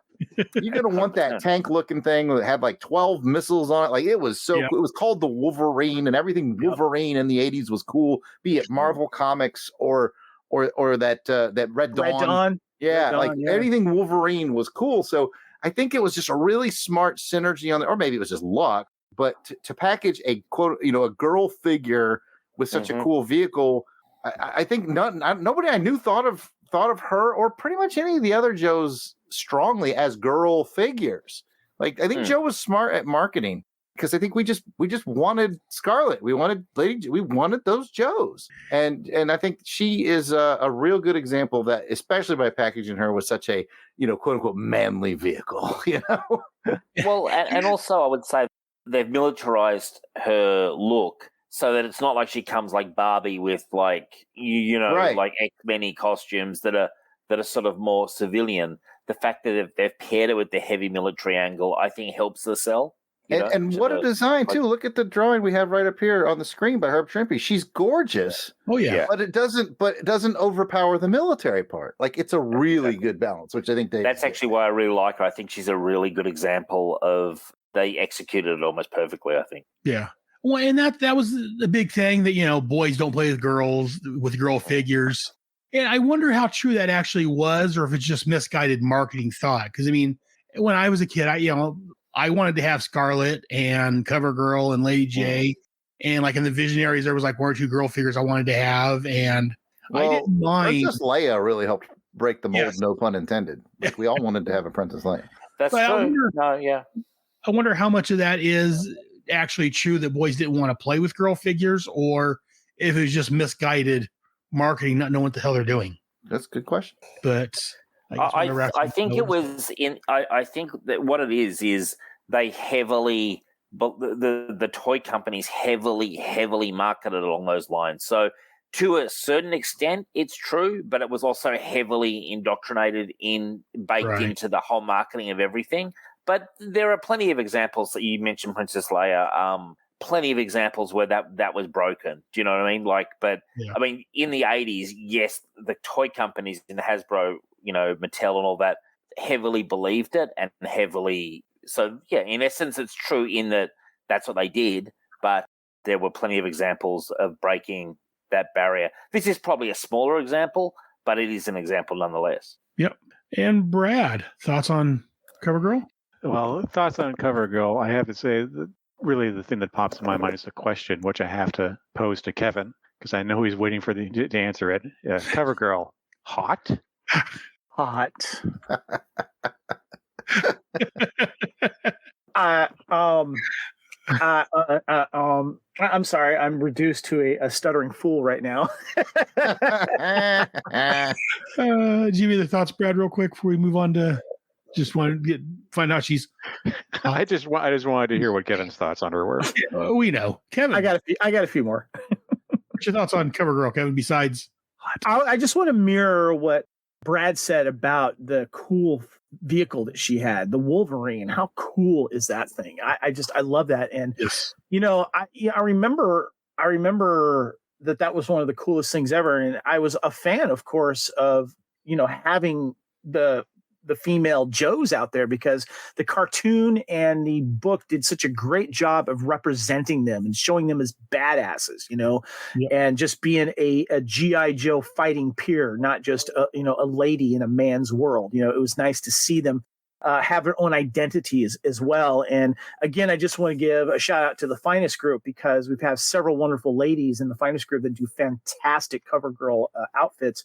And what's cool about it is that she's not sexualized. She just looks freaking cool with the coat that she has and all those other different variants that some of the Finest members use to portray her. And I like that she used to be a model. She's like, no, I ain't having that. I want to serve my country. I want to kick ass with my fellow Joes. And I've just always liked that about her. I do think there'd be a good backstory of when she's finishing modeling and maybe getting enlisted by the Joes. I would like to see an issue of that. My one pet peeve is the original G.I. Joe movie that she got taken out way too soon. Mm-hmm. Yeah, I was kind of trying to ignore that because, that's what it was done dirty. She was did dirty in there, which I was not happy with. But anyways, yeah. Moving on from Cover Girl. Next up, we have Crankcase, Rampage driver. His file name was Indiana, Elwood G. Primary military specialty, motor vehicle driver. Secondary military specialty, armor. Birthplace, Lawrence, Kansas. Grade, E4. There are several ways to get from one place to another in Kansas, and driving fast is most of them. Crankcase was racing street machines when he was 16, which was no great feat since he had been building them since he was 13. He worked the stock car circuit for years until the boredom hit him like a solid brick retaining wall, and a recruiting sergeant with a crooked smile and a gib line of banner signed him up for the burst of 4 with promises of speed and glory. Crankcase graduated Ranger School and Desert Warfare School and attended the Special Air Service Tactical Driving School under the NATO Exchange Program. Qualified expert in M16, M1911A1, M60, and TOW. Ever get irritable when you're standing in a line that just doesn't seem to be moving at all? Well, the whole world seems to be moving in slow motion to Crankcase all the time.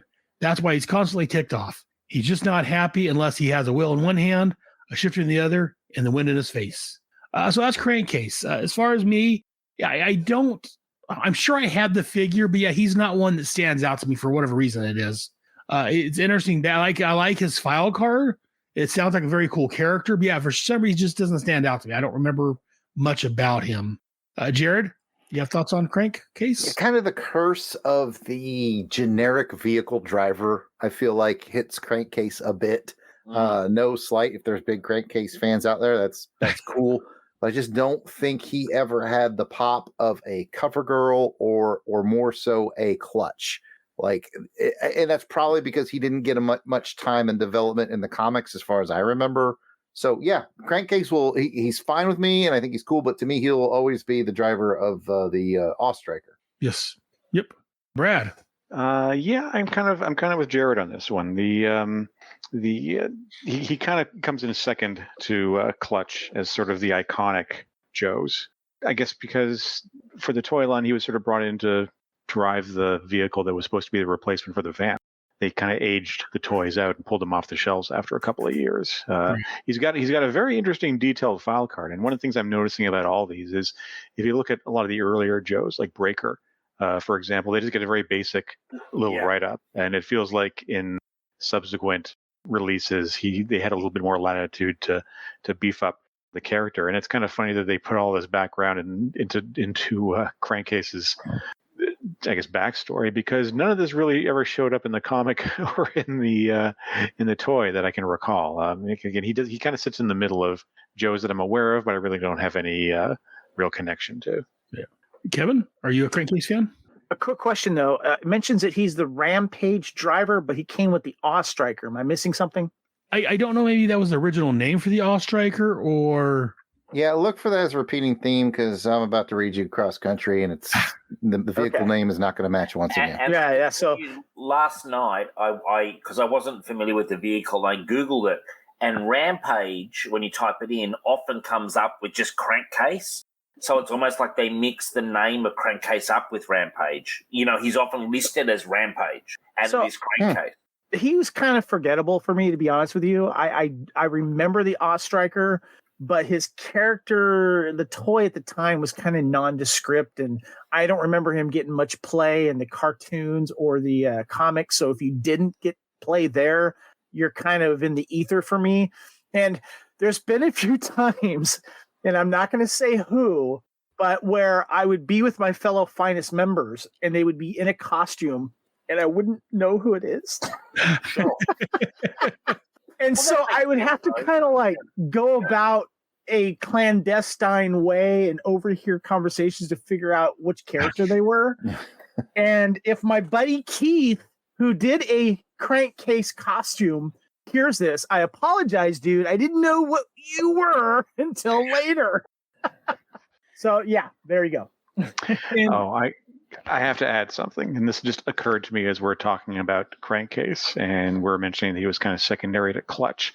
And I have just discovered something surprising for a near 40-year-old comic book, is this order of battle is incomplete, because there should have been a page for Clutch.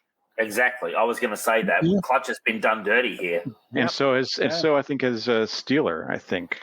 I'm kind of skipping ahead here. Is this true? Have I unearthed something? So it's not complete. So I think they got to do another run of these. They got bloody Rocky Balboa in, but they forgot Clutch. Good work. Yeah. And Grand Slam, the Forgotten Joe. He's not in this either. Huh. Yeah. Very interesting. Yeah, be curious. Steeler is. They do Steeler in the next issue, so they didn't forget everybody. Must be one of those. Oops. They're phasing some of them out, or why they skipped some of them. That's interesting. I place blame squarely on the shoulders of editors Howard Mackey and Jack Morelli for not catching it. Jack Morelli. And I'm going to save a little bit of shaky fist for Tom DeFalco and Jim. Howard Mackey. Well, Howard Mackey's around, man. Maybe, if you really want to piss him off, you could just challenge him on that. I will go if he appears at a comic book show in the area. I will go up to him in my best comic book guy voice and say, "If you want, we might have to order of battle. You forgot." Yeah, I was looking on Joe, and apparently Rampage is a character from 1989, a figure. So I don't know where that came from. Anyway, so where do we leave off on Crankcase? Anyone need to talk about him still? Other than to say he's a generic-looking character, but his backstory is very cool. And I did write down his Crankcase is cool, but I mean, it's a decent figure. If I had the vehicle, I would have probably loved him. If he came with a vehicle, that would have been cool. I'm not sure I would have bought him by himself. Yeah. Let's move on. So the next one. Well, I guess I'll start with cross country then. This is Jared's turn. I mean, Jared. Yes, it's cross country, who they erroneously call a rhino driver when in fact it was the Havoc. Thank you. My brain stopped for a second. I gotta think they did some last minute vehicle renaming. And that's why we've got this going on. But anyway, his file name is Slaughter Arlen W. I wonder if he's related to Sergeant Slaughter. His primary military specialty is armor. His secondary military specialty is heavy equipment operator. All this makes sense. His birthplace is Greensboro, North Carolina. His grade is 5. Cross Country's father was a bulldozer operator, and his mother drove a grader. You might say he was born to drive big yellow things that run on diesel. Coupled with his natural affinity for heavy machinery, his uncanny sense of direction and fearlessness under fire make him the man you want at the controls, whether you're riding into a hairy situation or trying to get out of one. Qualified expert with heavy laser cannon, M16A2, M5 50 cal machine gun, and a 45 auto pistol. Crankcase might be a wild man behind the wheel of his Awe-Striker. They got it right there, didn't they? But Cross Country will steer that Havoc, got it right there. I don't know. Of his across terrain that would break both axles of the RTV. Of course, a tracked vehicle has natural advantages, but it is Cross Country's talent for sensing the most favorable grade, the slowest mud, and the firmest sand that makes all the difference. So, again, I think a lot like Crankcase, you have a really well-written card there for a guy who's curse of the vehicle driver. I've never really thought much about Cross Country. I mean, we can square up and look straight into eye. Probably the most controversial thing is he wears a rebel flag belt buckle, which in the 80s was kind of, I think it's important for your listening audience to know, maybe especially if they're younger. If you're not from the 80s, like that kind of a belt buckle or very Dukes of Hazzard on the car. Yeah, really Dukes of Hazzard. Yeah, it really just indicated he's a Southern boy. I don't think there's any. This is just Jared's opinion. I don't think there's any hate behind it or anything like that. Just the feel of that and what it means has changed over the years. So I think it's properly put in the 80s. I can't speak for everybody's opinion, but from my opinion, I don't find it terribly offensive. But then again, I was there in the 80s, and I think it was just different. I don't mean to get all controversial on your show, but let's be honest, it's the only interesting thing. Hey, man, you're not going to get any complaints from me. I love Dukes of Hazzard. Who doesn't love the Dukes of Hazzard? It's in the theme song. They're good old boys, and they don't mean any harm. Man.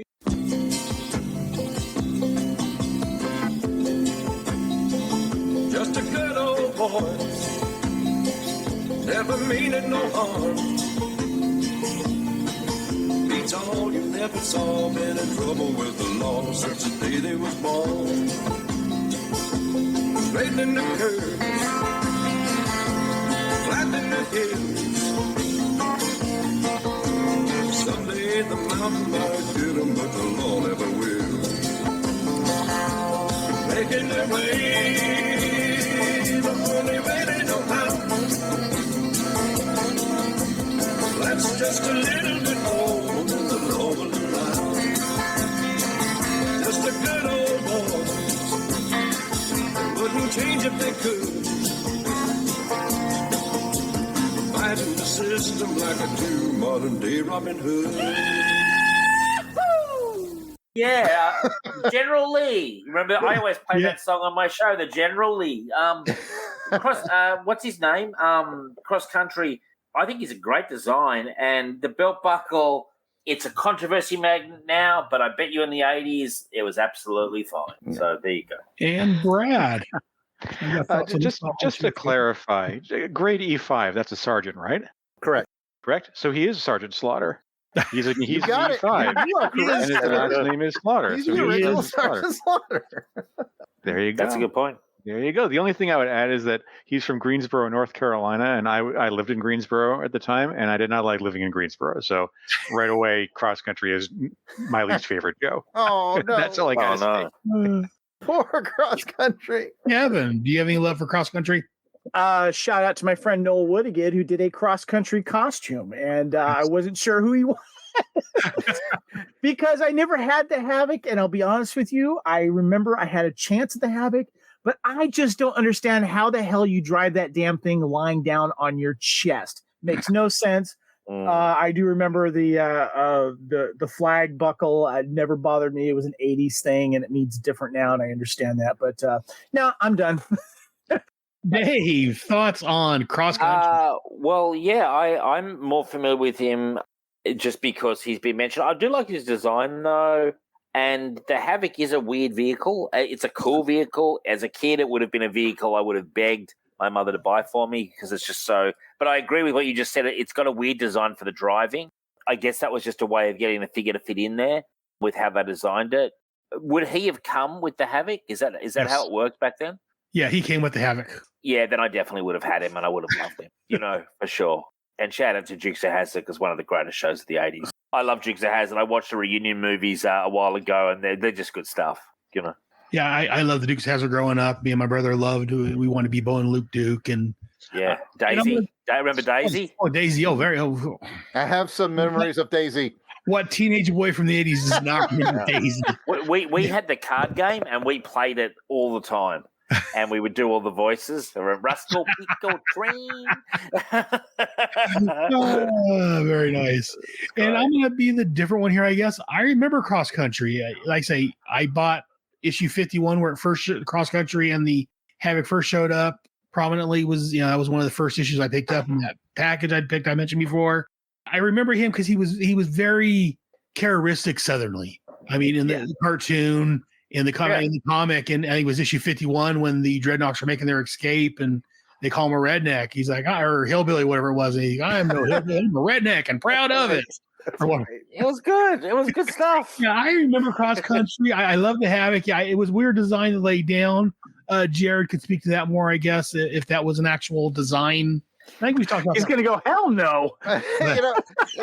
We did talk about this a long time ago, but there was a tank, and I don't remember which one, that is designed where the operator is actually heavily reclined. It's like super laid back, relaxing. But Really? yeah, as far as as more prone on your belly driving, I think that's something that the Army fiddled with, never committed to, and really we only saw it happen in Batman.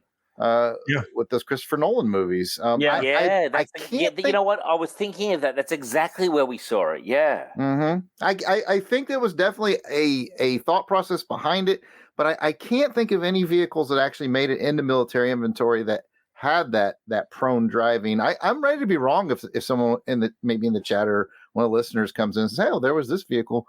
Because they certainly did the heavy recline on the tank, of which I can't remember its name, but I don't know about the prone driving. Yeah, no, I like Cross Country. He's not one of my favorites, but he is very memorable to me.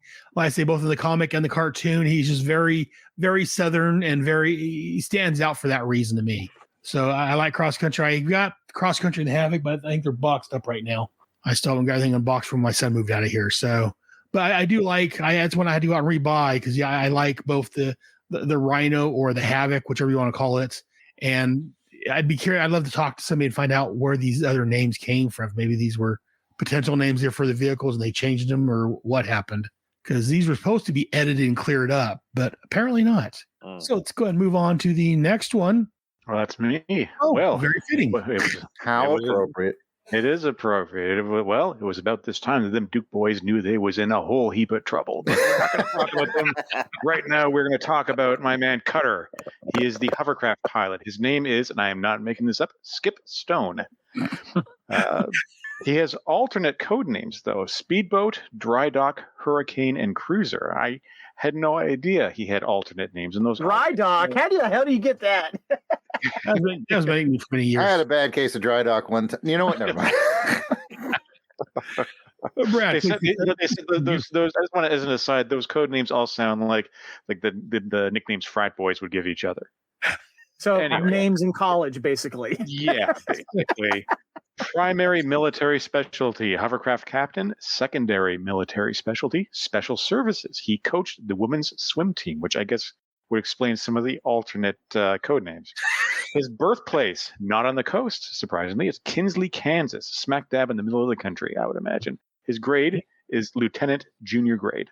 Cutter badgered his congressman for 2 years for an appointment to Annapolis until he realized his family lacked two essential requirements: power and influence. He opted for the Coast Guard Academy at New London, Connecticut, since it was a competitive entrance exam. Kinsley, Kansas is exactly as far from San Francisco as it is from New York City, 1,561 miles. Why would someone born and raised as far away as you can get from either ocean ever consider a life at sea? The combination of an iron will and a contrary nature, laced with a truly bizarre sense of humor, might explain it. When Cutter found out that the G.I. Joe team didn't include a single Coast Guardsman, he raised such a stink that the Coast Guard top brass had no choice but to pull all the strings necessary to alleviate the situation. It also gave the brass a way to get Cutter out of their hair. Cutter is a favorite of mine, partially because of the connection to the Whale, which is, of course, as we all know, the greatest G.I. Joe vehicle ever made. And I know Kevin will you there. Yep. And secondly, because he rocks a Boston Red Sox hat, which I tend to do myself. And if I haven't shaved for a few days, I kind of look like Cutter. And I also wear a life vest everywhere I go. That's just safety. Kevin, thoughts on Cutter? Shout out to my friend William J. of The Finest, who has the most iconic Cutter costume. And having partied with him while he was in costume, we've created several memories I'm going to keep close to the chest. But another costume that I will never do because it's wearing a Boston type of headgear. So, but I love Cutter. I love that he gets some action in the comics. I love the fact that he gets some action in the TV series. But more importantly, his vehicle was as we all probably agree, and Brad and I love the Whale, the best G.I. Joe vehicle of all time. And I love his backstory, and I know there's more to him coaching the women's swim team there. I want to learn more about that. And again, heads up to my friend William J. He did his homework on Cutter when he was in costume, and he was in full character, which made it scary. Love you, William. Dave. Definitely Cutter. I think, yeah, I agree. The Whale is a fantastic vehicle. And I assume he came with the Whale. He's just a cool character. I like a guy who wears a cap. And he just, I mean, what a masculine look there. He's got his gun out and he's just ready to go. So, no, he's a cool character. And I think he's one of those ones, he's a real sell when paired with the vehicle, you know? Yeah. Yeah, no, yeah, he did come with the Whale. Yeah, great character. Like it was Kevin or Brad was saying, yeah, they did very well. They showed him in the cartoon, the comic. They gave him some great appearances. So yeah, I like Cutter. Not one of my favorites as far as like the top 10 or whatever, but no, they did a great job with him. Jared. Yeah, Cutter breaks the mold of forgettable vehicle driver, I think, because his vehicle is so good. Yeah. And he's a very simple design. Again, when I look at it, I look at things through the lens of Kevin now, and I'm like, this would be a pretty easy costume to do. It is. And this is one of those good introductory costumes to try to get into, because you would think Snake Eyes might be easy, but it is not, because there's so many variants and you have to choose which one and make sure you get it right. But Cutter is one of those great introductory costumes. It makes total sense, so yeah, I think Cutter's cool, very cool. I will probably mention it on your show before, but I have to mention that my sister had this toy telephone that was like electronic rotary toy, and it had this motor in it, and she ended up breaking the phone. And my dad is very gifted with these kind of things, and he took the little motor out and it ran off of a 9-volt battery, and dad stuffed it into my Whale. And now so I had a switch on it that I could put it in like a pool, and like the kiddie pool with the bathtub or whatever, and flip the switch and it would just go, because you put a propeller on the motor. Like, that's my dad. Nice. And this is a great memory I have of that. So I just want to that's awesome. Put that out there. And then I want to put a challenge to you guys. Since Cutter is one of Brad's favorites, I think Brad from now on gets to call him Cutter. The rest of us have to choose between Speedboat, Dry Dock, Hurricane, and Cruiser, and only refer to them as that. And like, when people are like, what are you talking about? You'd be like, Cruiser, the guy who drives the Whale. Yep. And when they're like, his name is Cutter, you're like, no, it's Dry Dock. Yeah, it's Dry Dock. Yeah. So anyway, and one small, tiny little thing I found that's not matching with the file card. Here he is Skip No Middle Name Stone. On the file card, he is Skip A Stone. Oh. Skip A Stone. Skip A Stone. I see what they did there. Yeah, I'd never realized that. Okay, moving on. Gavin, would you like to take this next guy? Yes. All right. Next, we have codename Deep Six, Diver, Shark Driver, file name Malcolm R. Willoughby, primary military specialty Diver, second military specialty small craft pilot motorized, birthplace Baltimore, Maryland, grade PO, second master's driving rating. Deep Six never won any awards for being friendly. In fact, he became a driver so he could be alone. One of the youngest salvage drivers to be certified on the Eastern Seaboard, he joined the Navy because he thought that civilian divers were too gregarious and forward. His hobbies include bottle cap collecting, solitaire, and the New York Times crossword puzzles. Over 50 Navy divers applied for the coveted final requirements, and 8 of them washed out in the practical application testing. Out for the 4 finalists, Deep Six could hold his breath the longest. Torpedo says, quote, down in the depths where light don't reach and the water pressure can crush you like an eggshell, that's where Deep Six likes it. He can keep it. And I just want to go forward real quick with this. I always thought that the Deep Six was a cool looking figure, and I was blown away by fellow finest member. I got to give him a shout out here. Alan B from our Pennsylvania garrison actually made up a full Deep Six costume, and I got to hang out with him while the costume was on. And he had the whole bubble thing over his head. I had to ask him, is this thing heavy? He's like, yes. Is this thing hard to breathe in? Yes. And it says, man, I give you all the props for doing this. It looks so freaking cool. And when he first premiered that thing, everybody was just like, I can't believe someone did a freaking Deep Six, and it looks great. Very nice. And David, what you think about Deep Six? Yeah, huge fan of this design. He's funny in the comics when he shows up because he is a man of few words. Yes. Very similar to this file card. And I was just thinking, this finest stuff, this must be one of the hardest people to ever try to do. So I think you just mentioning that your friend did this is amazing. I mean, that shows me A, passion, and B, ambition to bother doing Deep Six, because you could pick almost anybody. He's got to be one of the hardest ones. I mean, that's a full-on... I mean, to do it well, that's a full-on, like almost like armor. Yeah, Deep Six is cool. I like him when he shows up in the comic, the way he just barely speaks, goes straight down to the bottom, just basically hates everybody. It's cool, yeah. But yeah, Deep Six came with the shark. I've got that again. I think it's probably boxed up still. Only got so much room out right now. But yeah, I've got I like the shark and Deep Six. Yeah, and like a lot of the ones we've mentioned, it seems like the cartoon didn't read the file card. This one here, he was more in line like this in the cartoon, and definitely in the comic. Yeah, Larry definitely wrote him as the loner, and very much, that when they introduced him, he was very hot, not necessarily hostile, but he was very antisocial with the other Joes. Yeah, so. he was. I remember it. There's a whole issue where he goes in the water and he just barely talks. Yes. Yeah. Yeah, great, good character. Jared? I think you guys have said it all. I mean, who doesn't love Buzz Lightyear? It's clearly who this is. Buzz Lightyear is cool. This is the ultimate bathtub toy, right? Yep. Didn't he come with like a little thing you could press to dive and surface, like air pump, whatever? Yeah. So like this is a bathtub toy all day long. Yeah. Yep. Yeah, the shark too. So yeah. Yeah. Yeah, definitely. That's cool. Brad? I'm sure the classified version of the figure will be a deluxe version, and he'll be really expensive. Yeah. Deep Six was always one of those favorite Joes. I think because he was such a cold fish. I think he was called a cold fish in the comic. And there's always that one guy who's very quiet, not terribly friendly, keeps to himself, but is really good at his job.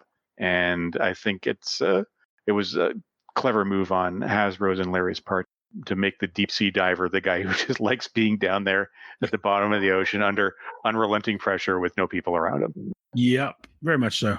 We'll go and move on to the next one. In fact, this is probably the last one. We'll end with David. Okay, dial tone.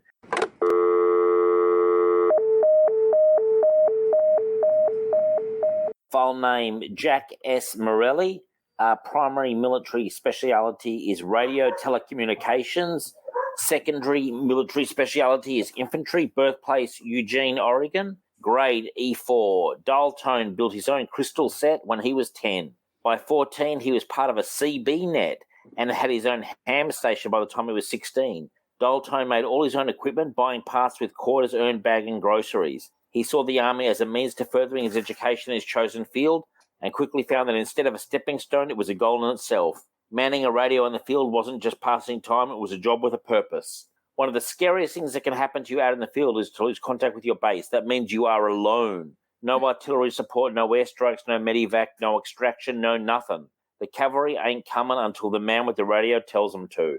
I think dial tones, he's in my top 10. I'm not sure if there's been a classified figure, but just looking at this, I'm like, yes, please, give me more. Not yet. I mean, obviously the artist like Dial Tone who did the cover, because Dial Tone is out front and center. Like he's like the biggest character in G.I. Joe.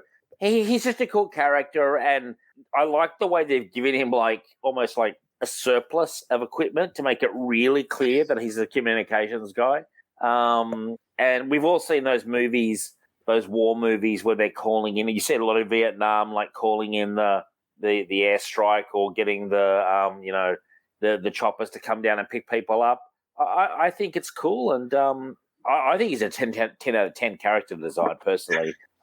He's awesome. Yeah, I like Dial Tone. Nice. He replaced Breaker.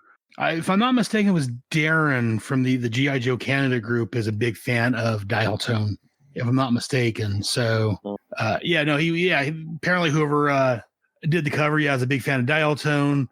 Jack Morelli, wasn't Morelli the editor that we were back on earlier? Oh, really? Is that right?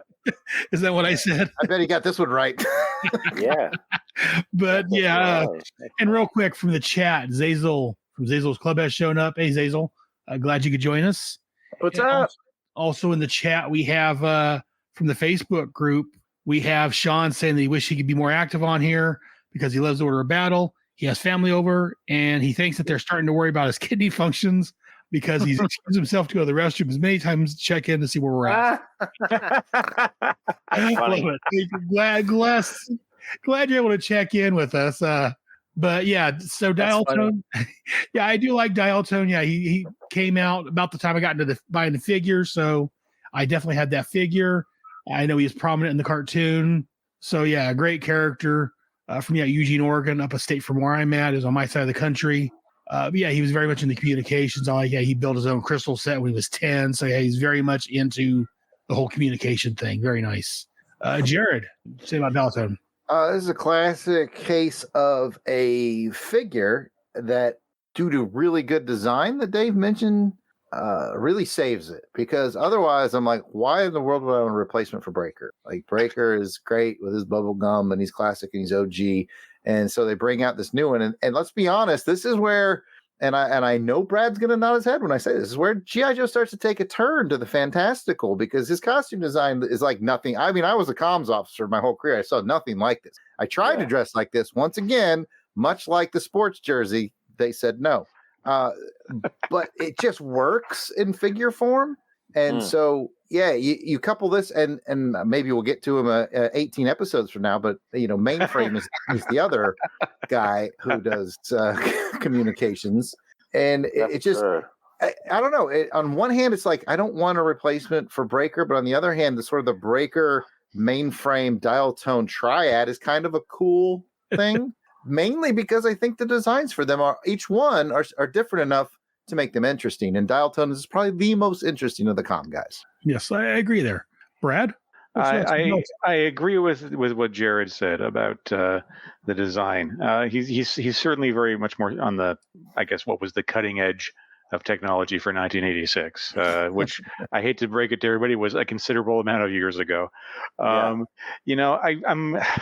how do I put this in a way that doesn't insult Dial Tone or the memory of Breaker? With me, with design, I'm always more of a you kind of function following form in a lot of these things, where I kind of prefer the other approach. All these bells and whistles, all these gadgets. I look at it and I see a lot of things that can go wrong. Experimental equipment. You get some sand in it. Somebody breathes on it, and all of a sudden it breaks down. It's like an iPhone or an Android phone. It's like it worked and then it didn't work for some reason. So, as an action figure, though, he's pretty fantastic looking. I never owned him, but a friend of mine had him, and I thought, wow, that's really cool. Just the design of it. You could sort of tell that they were really pushing what they could accomplish with the 3 3/4 inch line together. So Dial Tone as a character doesn't really register with me, but as an action figure, he was quite memorable. And Kevin? I had Dial Tone as an action figure. I thought it was cool, that backpack that he had with the little headset that came down. I never questioned why his backpack was so big until technology caught up with this, because I think everything in that backpack can be held in my iPhone here. But I love the look of it. I just thought he was cool. I liked how he had the beret. And if you don't mind sharing a picture here, I want to give a shout out here to fellow finest member Chris from Missouri. Did a great Dial Tone right there. If you can show that picture real quick. Is good. It looks great. And I've seen some other finest members do Dial Tone as well, but I want to give a shout out there.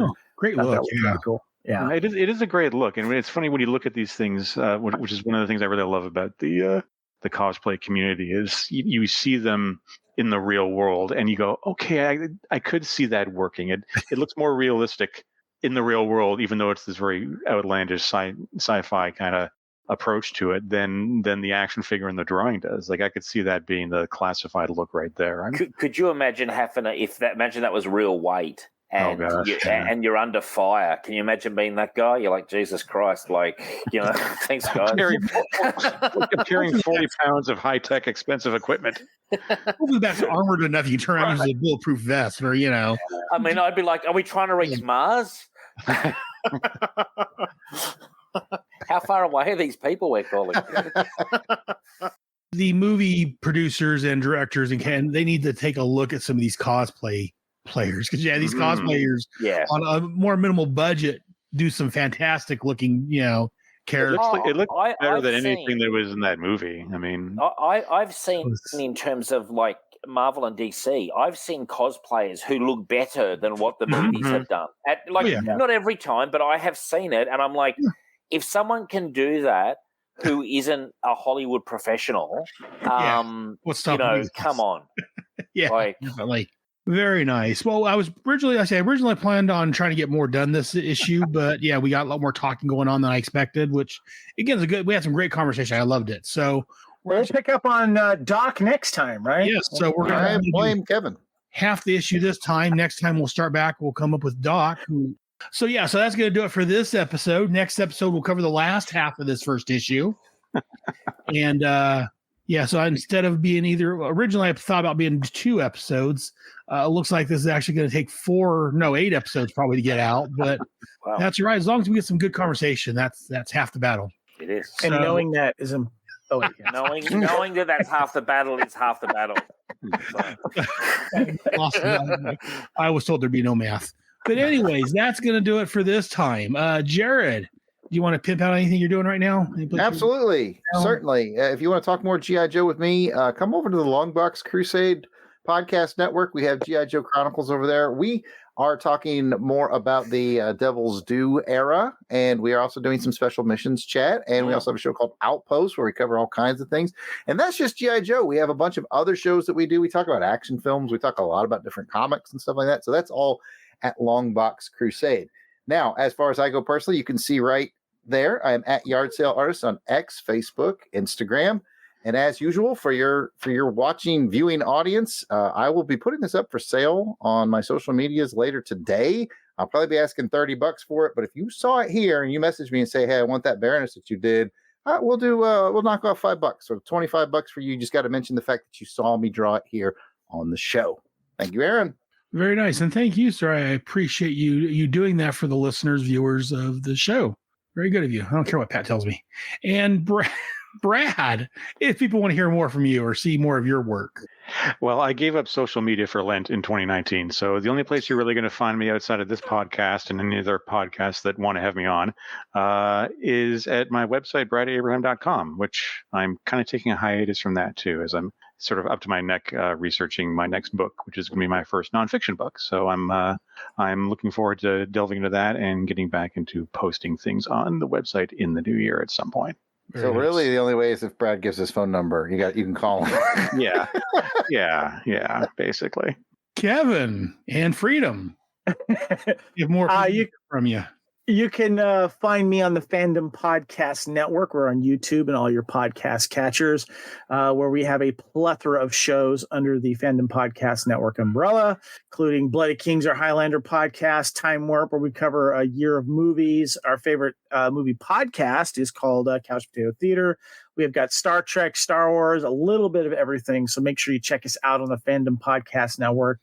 Give us a like and subscribe. We'd much appreciate it.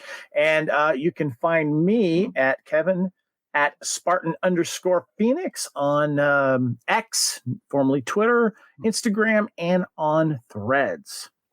Very nice. And finally, Dave, I know you got a podcast out there. Hey, guys. See more. Yeah, I've got a podcast. Firstly, thank you for having me on. Signal of Doom is my podcast. It's a weekly show. You can find us on Facebook, X. It's good to see someone's using Threads. I certainly haven't been on there in about 7 years, but just a pleasure to be here and talk Joe. I'm learning a little something every time. And when we get to Spirit, I reckon I could do an hour just on Spirit.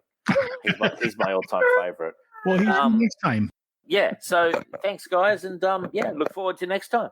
And as for me, right now, like I said, my main website, Headcast Network's down right now, working on that, but I'm on Facebook at facebook.com/groups/ what is it, G.I. Joe. I'm horrible at this. Something. Something.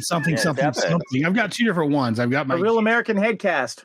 Real American Headcast. Yeah. It's facebook.com/groups/G.I. Joe. Or facebook.com/group/Headcast Network. I'm also over on X. I don't do much X. The doctor says it's bad for me. I got to cut back. I don't do much XE anymore. I did in the 90s. But you can find me under G.I. Joe at Headcast Network or varies. Just look around. You can find me. I'm also, I think I occasionally post on Threads, but usually it's because Facebook's doing it automatically for me.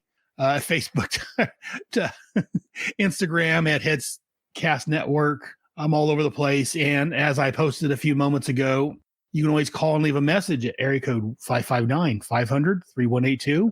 And I can play those messages on the air. Ask for Brad.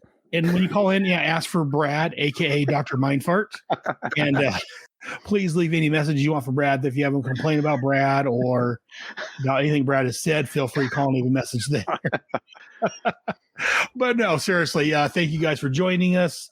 We'll be back probably in next month with another Bravo team actually next month it'll be a special missions. And then the next month will be the continuation of this episode. So yeah, it's going to take me probably 8 episodes to get through Order of Battle. And then probably next year at this rate, I'll be going through G.I. Joe versus Transformers. Which if we just don't have Brad, we'll get through it pretty quick. You know what? I could cut out Brad and Jared, and that would make things a lot easier. But it wouldn't make it nearly as fun. This is true. True story. As Kevin's sitting there rocking with his freedom.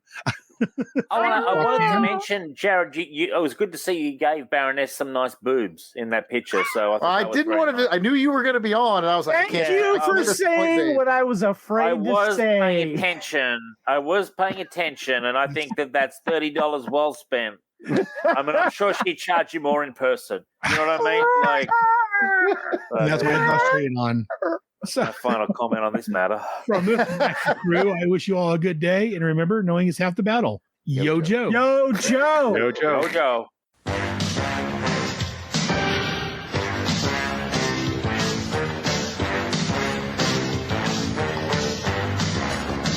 Thank you for listening to Bravo Team, a supplementary G.I. Joe, a Real American Headcast show.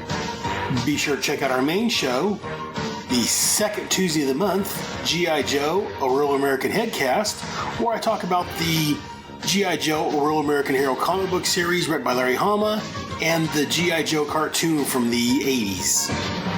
Be sure to like us on Facebook. Check out our Facebook page. Just search for G.I. Joe, a Real American Headcast under both Facebook and over on Twitter. We're also over on Google+.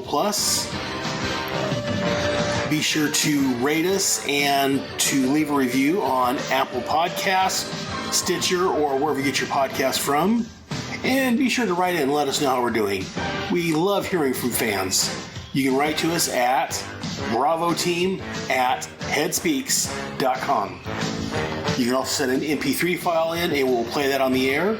You can send that to bravoteam@headspeaks.com. And be sure to check out my other great shows on the Headcast Network, Head Speaks, Task Force X, and the Starman Manhunter Adventure Hour, plus possibly more in the future. Also, be sure to check out the podcasts of my co-hosts. They have some great shows. And if you want to appear on this show, definitely let me know. I'm always up to speaking to new people. You can send me a Facebook message, or you can send us an email to bravoteam@headspeaks.com. Be sure to check out our website. The main site is at headspeaks.com, but you can check out the website for this show at gijoe.headspeaks.com. Be sure to join us here monthly for another great podcast. Until next time, Joe's dismissed.